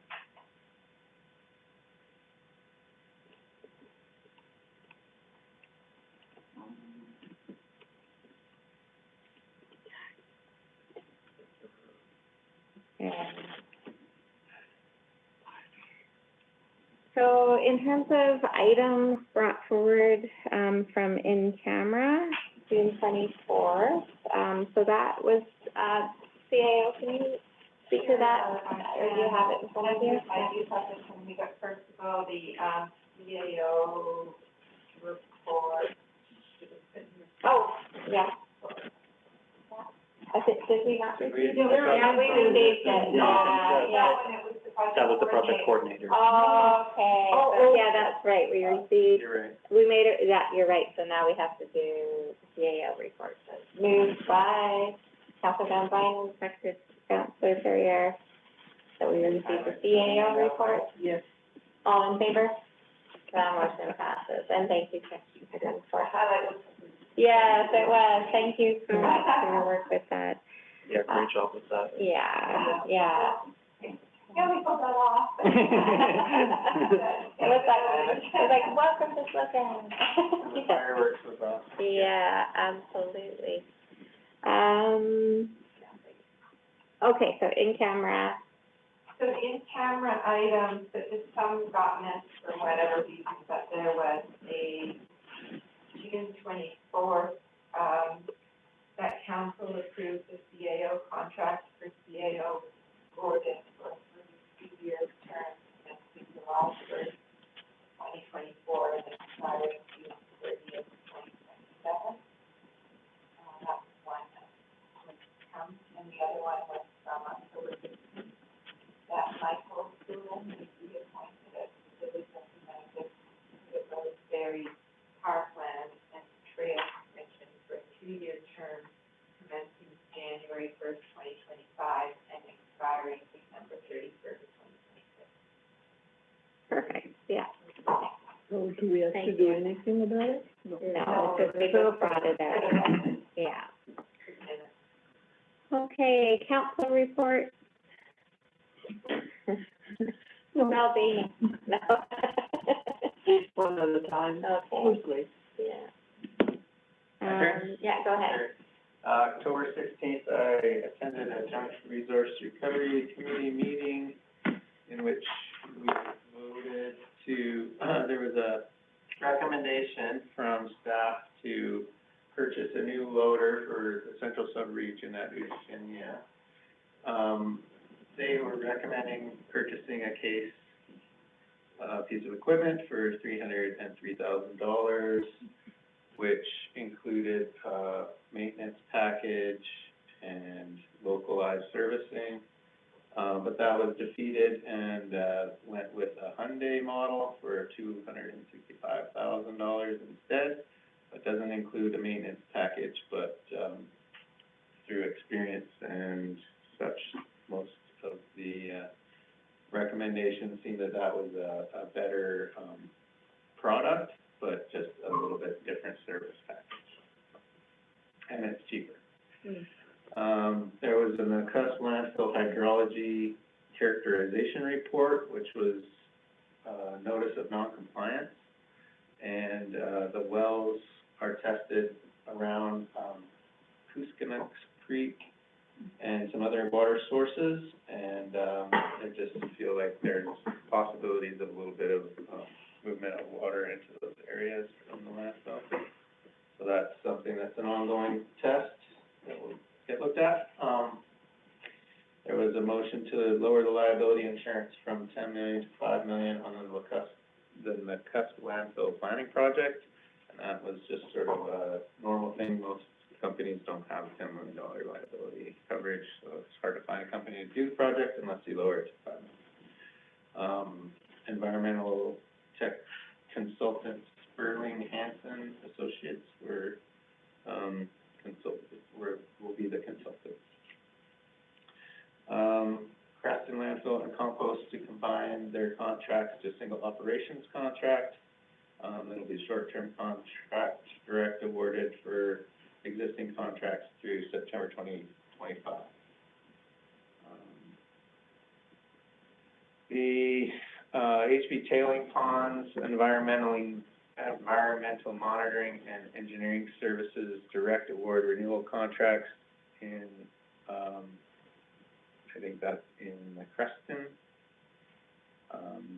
They just need more additional regulatory testing, and that was passed. And new draft license of occupation between Nelson and the RDCK for Lakeside Recycling Depot for January 24 till December 2025 at a cost of $58,000 a year. And the rest of the items were deferred to the November meeting. And last time I had mentioned that we had planned some West Resource Recovery meetings, like going to some site visits, and those have all been canceled. And budget meetings have also been deferred to a later date as there's been some new things come to fruition, and I'm sure we'll find out tomorrow at the meeting what's happening with that. And then went to a fitness committee meeting on October 24th, and so we're trying to wrap up The grant process from this year, there was $5,000 of ready grant funds waiting to be spent.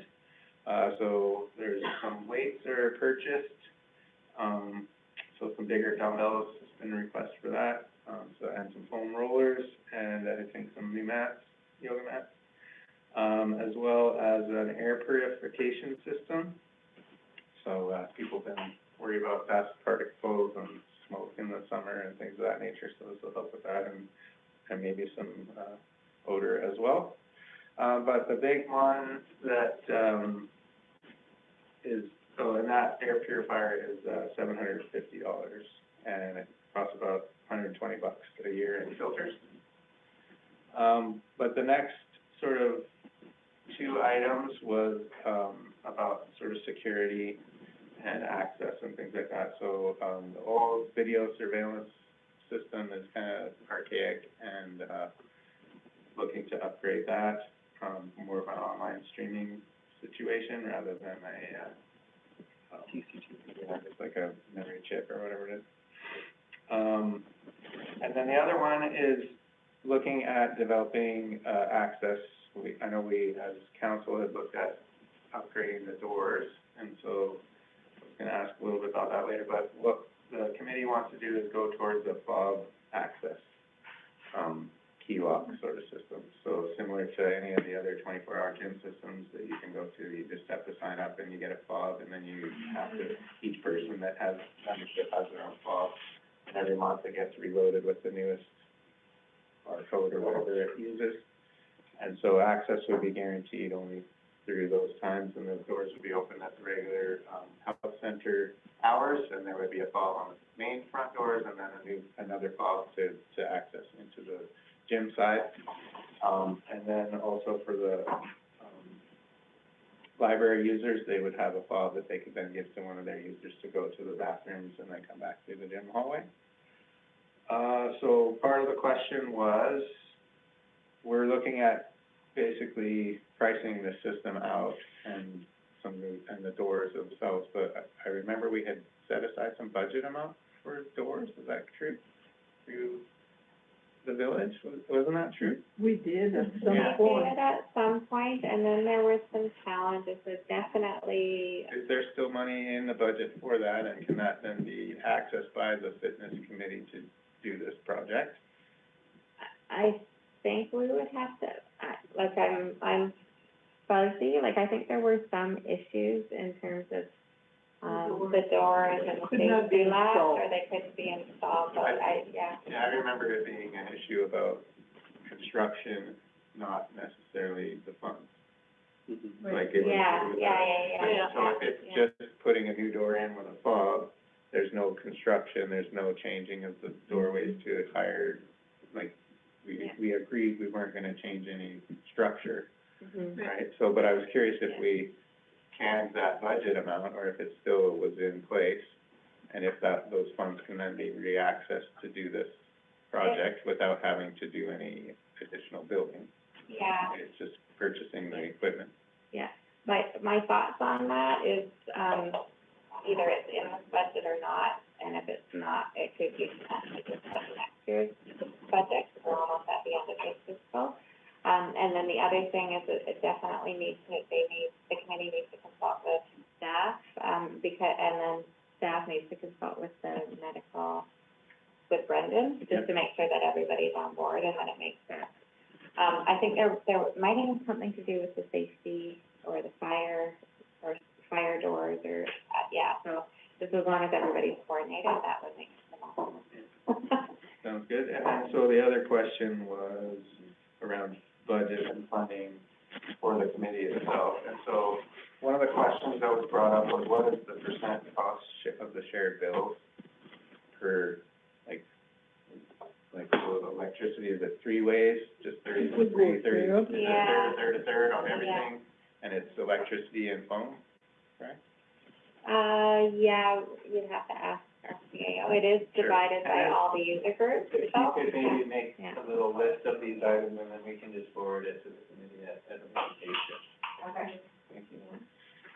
So basically, what's the fitness committee's portion of the bills and how much those are. And then what is the balance available of cash funds as well? Yeah, so, our CAO would have that, they have their own line and ledger, so, yeah, so I would fire those to her in an email. Yeah. Yeah. Sure. Sounds good. Okay. Thanks. Yeah. I think it comes to it. Yeah. And there's also, a question of, we were curious on who the actual member list is for the committee. And there's a new woman who would like to be on the committee, and I think she's been supposed to contact the village office, Nancy Hoxby, I believe. Yay. You volunteered. Excellent. Okay, any questions, or just motion to receive, moved by Councillor Knott, seconded Councillor Van Bynen, all in favor? That motion passes. Councillor Van Bynen? No. Just woo-hoo. Clean up. Thank you, Trish. Yeah. Yeah, you were remoting and we had just received the email that day or something, so. Yeah.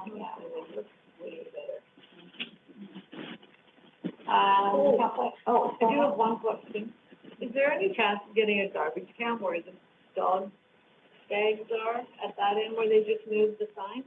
Even if we got like a garbage, like, cause there's one in the middle of the beach, which is wide open and people are throwing garbage. It's like the garbage can that they can put the food bags in instead of throwing them in the bush or. right, yeah, why don't we bring that to our budget section as well? Cause, and then we would, I think it's technically Slocan Valley Rail Trail operates it, so we would just need to fire them to know if they would be okay.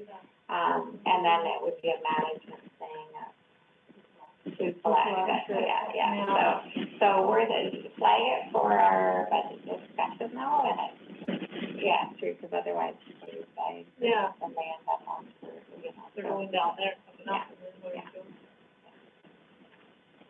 go. okay. Councillor Knott? Just very briefly attended a CBAL annual meeting, and there's been a change there. Sager Knight has moved on from that role, and Jen, I think, came off as stepping into that role. So they're in contact with the village to advertise their programming. So keep your eyes out for that. They do a lot of really cool stuff, and there's lots of good programs coming from them as well. So that's all I have. Yeah. What about the economic resilience meeting?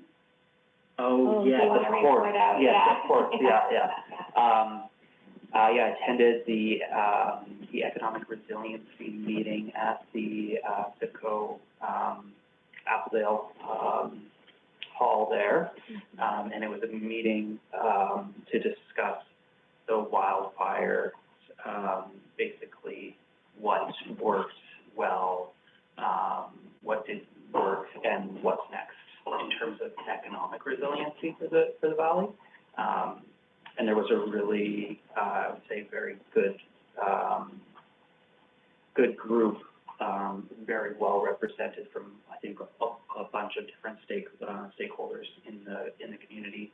I think there was some really good, wholesome discussion about how those kinds of emergencies are managed. And one of the things that I thought was really encouraging was having, sort of forgetting his name now, from the EOC there. Yeah. Ian. Yeah. Having him present in the meeting to hear some feedback that, like, there was a lot of feedback specifically that there should be somebody sitting in the EOC that has a lens on economic resilience and recovery, because I think that that's just not a lens that they are currently operating these emergencies with any kind of economic lens in terms of guidance, that guidance. I kind of attended in several capacities as a counselor, as a business owner, as a board member of the Community Service Society, talking about everything that happened out of that resiliency center, and I guess everything that happened during and after the fires. And so I think it was encouraging to see the discussion around like a holistic approach to resilience, and really bringing in economic stakeholders into these emergency management decision-making processes. Because they have these emergencies have tremendous economic impact, and and the functioning of the community after these emergencies needs to have that in mind in terms of how these emergencies are managed on a day-to-day basis, and how these evacuated zones are reopened, all of that kind of thing. So I thought it was a really good discussion, and Jess was also. Yeah, it was, great conversation, and there was representation from, the Denver Children's Area 8, ISPO, RDCK, Community Futures Run with our Economic Development Partnership, And then Southern College, multiple business owners as well. and business owners, so, Yeah. Excellent, Jenny, go ahead. Yeah, just a little question on that. Was there a big, shift from emergency response to emergency recovery, or during that time, or is that what, like, you're looking for more progress in that recovery model after the fact of an emergency, like not Yeah. just getting rocked and then Yeah, the emergency's over? exactly. I think that like the discussion kind of was around like how these emergencies are managed, because it's, it definitely seems like once an emergency is declared, the tap is open and there's money being spent all over the place. But how does any of that economic benefit impact the region specifically? So there was a lot of discussion around like local sourcing for like lodgings and food and all these different things to try to keep keep some revenues that are generated by the emergency response benefiting the local area when they would otherwise not be. That we were learning a lot during that about how they were sourcing a lot of these building materials out of Vernon, and purchasing purchasing food out of Castlegar, or when there was like lots and lots of local resource rotting on the shelves all over the place, right? And then also just like where these camps get set up, how they're lodged, how they're fed, and that was just like one aspect of it. But I guess like it definitely, there was a lot of discussion how like the provinces and regional districts' response is like very emergency reactive. Like we react well to an emergency, but we don't really do much in the way of mitigating emergencies, or like what happens in these communities after these emergencies are done, right? Like if some fraction of what was spent on the response, could have supported some like regional economic development, that would make a huge difference for a lot of impacted businesses and the broader regional economy that was impacted by the Slocan fire complex. Fascinating. Yeah. And that's, in terms of what works well, like the Slocan Valley Economic Development Partnership, we had Ron in place working with Community Futures, and they were able to do some of that consultation with businesses. And then there were the campaigns, the Support Slocan Valley campaign. And then it's just a big reminder, check your Valley Voice. There are the last couple of issues have, little cards for residents from Winlaw to New Dam, or Roseberry maybe. And they encourage, if you go in, you get a free coffee. And, if you purchase something else, it's designed to bring people into the local businesses, just to keep that revenue going. So there's some of those pieces. If we didn't have capacity through that partnership, there wouldn't have been anybody to do it unless there was someone across. So that was one. I think that another thing that came out of that meeting was just like flagging the importance of a regional economic development, like, a council, or I guess not, what's the Partnership. Partnership, yeah. Partnership. Right, because I think that, there's not a lot of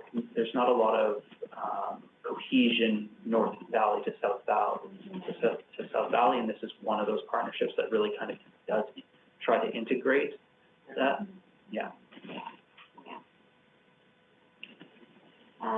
Any further questions for Jordan? The motion to receive, moved by Councillor Buller, second by Councillor Perrier. All in favor? And that motion passes.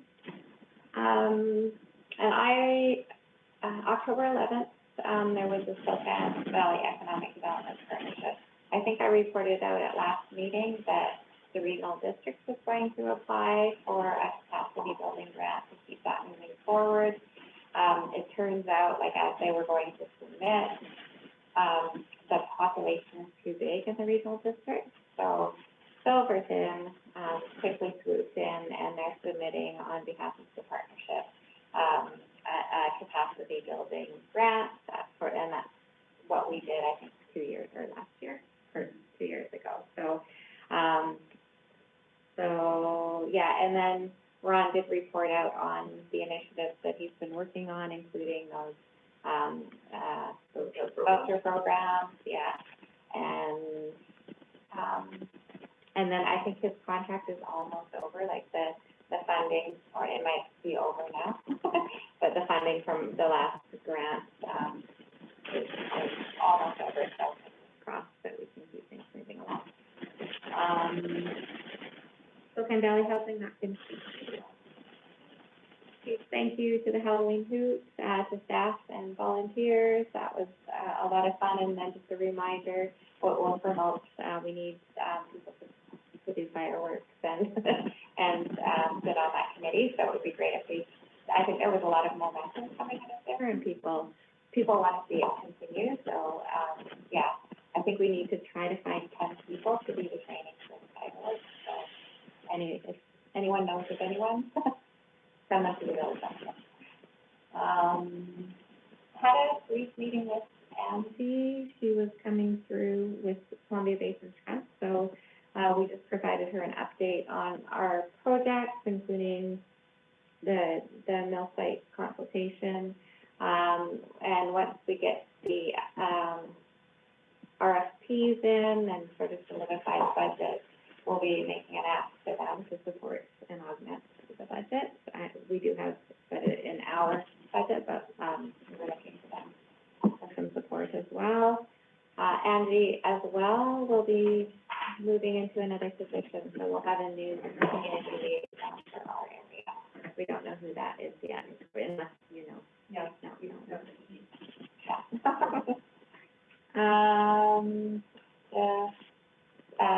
Slocan Valley Economic Resiliency meeting, attended that, and it was a very, very good discussion.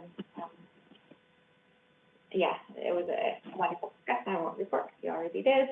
And then yesterday was Remembrance Day ceremony, so huge thanks to the Legion and the community band and the folks who make that happen. So it was very good.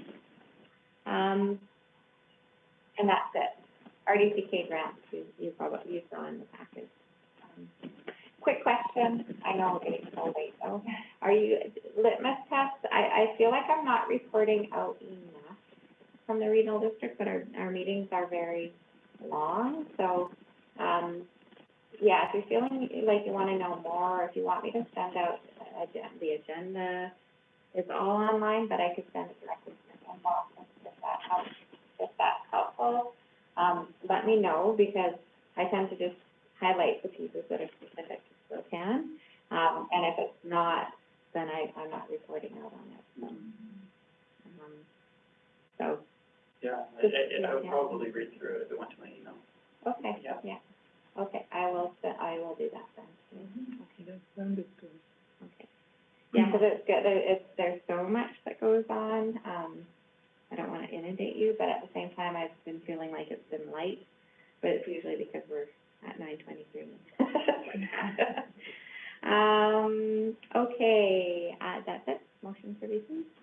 Moved by Councillor Knott, seconded Councillor Perrier, all in favor, that motion passes.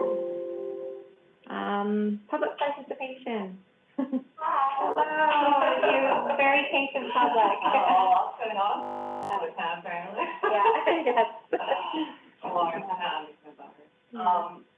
Yeah, I just wanted to talk to you guys, the meeting was obviously full tonight as far as making a presentation about the Slocan Valley Wildfire Resiliency Program, which I'm the program coordinator for, partnership with Village, if you're aware. I've been working, so I got rehired on by CIFCO this summer to help carry the program. I have had a lot of uptake in New Denver, I've had very little in Slocan. Like, I've done 33 assessments in New Denver, 3 in Slocan. I've gotten, like, they are cashing in on the rebates like crazy, and 0 in Slocan. So, yeah, I've got to get the word out. There was a print off I sent to Patricia, about the steps people could take to get into the rebate program, how it works. That was, included in 2 of the, village newsletters. But yeah, there's very little uptake. And then I've also just put together these this fall as another way to get the information out. I've dropped a few off at just like local businesses. I've got a whole bunch more. I was thinking like mailing out in the spring when it's on people's minds again.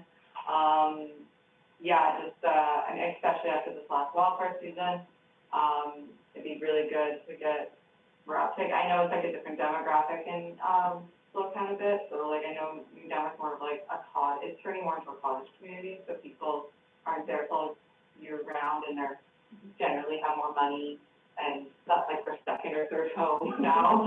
So, there's differences there, but yeah, I wanted to just leave these at the village, hand them out, and then, it just has, so how it works is, if we get the home assessed, it's free, come out, I just like kind of do a general assessment of like the property vulnerabilities to wildfire. I put that all together in a report. If they complete any, like if they complete any one of the recommendations or all the recommendations, they just keep copies of receipts, take pictures, a rough like idea of their work hours or what, like, cause that can go towards the rebate program. The rebate program is 50%. Of $10,000, you get a maximum of $5,000 back towards fire smart materials or like fire resistant materials. Any of the things I put in my report, then would like qualify them. So it's actually like pretty awesome incentive. And I just think, yeah, I don't know if it's like, it'd be great if more people in Slocan took the rebates and like did something with them because it would be good. Also, there's, part of the program too, there's like neighborhood recognition programs, like got one, a neighborhood recognized up in, New Denver, so it's essentially just encouraging people to participate in getting their houses more fire smart, so all it would take is one person in the neighborhood to be like, I'll be the neighborhood champion, and I think it just helps walking through this process. You get recognized for fire smart PC, as a recognized fire smart neighborhood for taking on, like little worksheet projects and things like that. It doesn't really take much effort to get recognized, but it's the idea is to like get people to like participate and just spread the word because they're like, oh, what are you guys doing? And they say, oh, we're really making our houses more protected from wildfire, things like that. You can find out all information about the program on our website. There's like, you go to the CIFCO website, you have a tab for the program specifically, Slocan Valley Wildfire Resiliency Program. Just wanted to put it out there to all the counselors that, it'd be really good to get more uptake. And as I was watching the presentation on the new development, I was like, I really hope they're gonna use fire smart materials that are more fire resistant and not a bunch of wood, because they look great, but yeah, I think it's something that we really gotta consider, and part of that program was, I don't know, I know you guys are amending your OCPs right now, but the wildfire VPAs and, it's kind of like looking at how you could have the fire smart guidance, more of a guidance into development, so that you're not creating more fire hazard, obviously. And pretty much because you're such a small municipality surrounded by, I mean, now you've got a pretty big buffer. What can I say? Now we got a pretty big buffer because everybody was like, yeah, but still, it's like. Just set out to, yeah. They're vulnerable, right? They're vulnerable to municipalities and, you know, this wildfire season has like illustrated that in a very significant way. So yeah. And you guys have a very busy meeting today. Well, these meetings here. Michelle, I just have one question. So I had an assessment done on my property in Minnehaha, and I was told that the rebate program was dried up, that there was no money left for this year. Is that the RCK? I was the RCK, yeah. So generally how it works is like we're working with the village, right? So we have like a pool of money through the community, or the union municipalities of BC. And so, we kind of guess how many rebates we might be giving out. So we applied for, I think it was like 16 per year, like roughly. 11 have been issued for our funding stream so far this year. And so maybe the RCK, depending on when you, like maybe, like, but you can reapply for next year. Yeah. Spring. No, I just was curious if it was the same for the municipalities as it was for the RCK, because I was just told that. Same program, but different, they're delivering it on a very big scale, Yeah. we're like focusing on the. I see. Okay. But yeah, definitely reapply next spring. Because For sure. community, you get like $5,000. Yeah. Towards your materials, Definitely. and your labor, and all the other stuff. Yeah, no, it's an incredible program. 50% rebate is a huge incentive. Yeah, it used to be $250, so. Yeah. It's like no one was doing it. By the time you did all the paperwork, you're like, Yeah. Yeah, so anyways. Yeah. You guys are busy, it's cool to see, you know, little Slocan booming. Yeah. Can I ask you? Yeah, absolutely. So I did it, I thought it was great, highly recommend, we took all our stuff out, but whatever, it was good, I felt good. But then, so our insurance is coming due, our house insurance, and then in my insurance letter, it was said, blah, blah, blah, do the fire smart, and I think a lot of people are terrified if you take a fire smart assessment, because this is what I thought. If you do it, then your insurance company will find out, and if you don't do it, they won't pay when your house burns down. Yeah. This is my stream of thinking. Well, it's not a wrong stream of thinking, in the sense of like, you know, you look at California, we don't mind, I don't share anything with any third party, nothing. Okay. No, that's not part of our process at all. We're community forest, so we're not tied into the government infrastructure, but like, if you look at California, there are certain parts of California you can't get home insurance anymore. So I always say the best insurance is actually like protecting your home as best you can from wildfire, because eventually, in the long term, there won't be insurance in the future. And I don't know how far away that future really is, but as far as the program, I ain't sharing yours. No. But I'm just saying, I think this is what people apprehend. I've had a lot of that actually, and a lot of people are like, I don't want you coming on my property taking photos. And it's like, I get it, because you're like, I don't want you to think that, let's play in your house or something. That's definitely, I know that's a concern from a lot of people, for sure. But as far as what we're doing right now with the program, no. But, I don't know, I think it'll be an interesting thing in the future, whether insurance providers will insure for wildfire or, different things like that, because at some point if they have too many claims, they're gonna run out of their massive pools of money. Yeah, for sure. Do anyone else have questions about it, or? No, so is the maximum is $10,000 project with 50%? Yeah, so 5,000 would be the maximum we make per property. Okay, and it's based on an assessment? Yeah, so you do an assessment, and like, it can be, so it follows the fire department principles, which is looks at the structure, what's on the structure, where if there's vulnerabilities there, and then we do have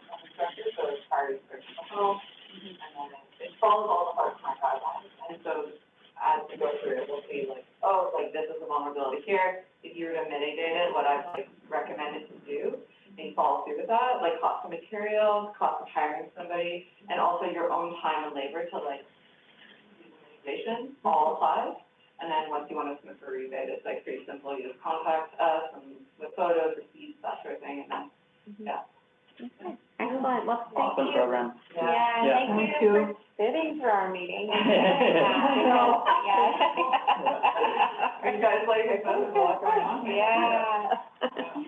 Excellent, thank And I'm you. happy to actually do this council meeting right now because the program will be closing for the winter and I'll be laid off again and then I'll be rehired in the spring. So Okay. it's kind of, I just wanted to get it in before it was too late. When is it closing for the winter? Well, it's like closed for submitting rebates right now. Oh, okay. But the spring, we're opening up, I think we'll probably open at the beginning of April or something. We can always submit that and do any work. But if you work in March, you can still. Oh, yeah, for sure. No. I mean, I got a bit of a rebate through the RCK and I did the work like, I think like a couple of years, or like I got my assessment done. Did the work like a year or two after I had my assessment done, and I still got rebate. Yeah. I think it's just, yeah. Thanks, Michelle. Yeah, thank you. Thank you all. Take care. Bye-bye. Bye. And did you have any questions or comments? No? Learned a lot? Thanks, everyone. Yeah, thank you for coming out. Yeah, oh, go ahead. No, when they're not talking about the gym and the facility there, then I'm now also on the library board. But then I remember that it's supposed to be Brandon? no, one of money from Andy. Oh, Andy, I yeah. come out and talk to about, and I was wondering if there's any follow-up on that, or what just happened to that discussion? I remember some of the details of that. Yeah, do you want to speak to it? There was a proposal put forward for, a potential addition to the structure. And I think basically what ended up happening in discussion was that, what we flagged as council was that the structure, being the age that it is, would be probably not suitable for addition because, of the permitting process and bringing the structure up to modern code. So that you'd be better off, if you have access to money, looking at a potential site for a new library building. And, I think there was discussion around what that could potentially look like. And I think that there was stakeholders in the room also from the Historical Society at that time. And there was kind of, I think, like the preliminary thought of potentially like, a multi-use, structure that would be like, potentially like a museum, historical society / library / community space. And I was really curious to hear if anybody else had carried that project forward in any way, because I think it would be an awesome thing for this community. And there is village owned land on Harold Street that might be suitable for it. What are you talking I'm just gonna put a flag out, it may be a topic of discussion when we do these community, engagement sessions, for the mill site, yeah, or did we have Third Spring tried at this point? Is that me? What? You got your. Radium Hot Springs, they put together a beautiful community space where they can host, conventions, but it's a library and a coffee use, so we may bring them in to share their story. It's a beautiful building, and it would be so incredible to have that close. Yeah. Yeah. So incredible. Not to prolong everything, but I did think of a question. I'm potentially looking to maybe start a business or something like that, and I've been familiarizing myself with the OCP, and the village is supportive of ACUs, additional commercial units. How does the village support that? Like, what goes into, because I know it's like, yes, we're favorable in this direction, we want to see more work live or work residential kind of blend.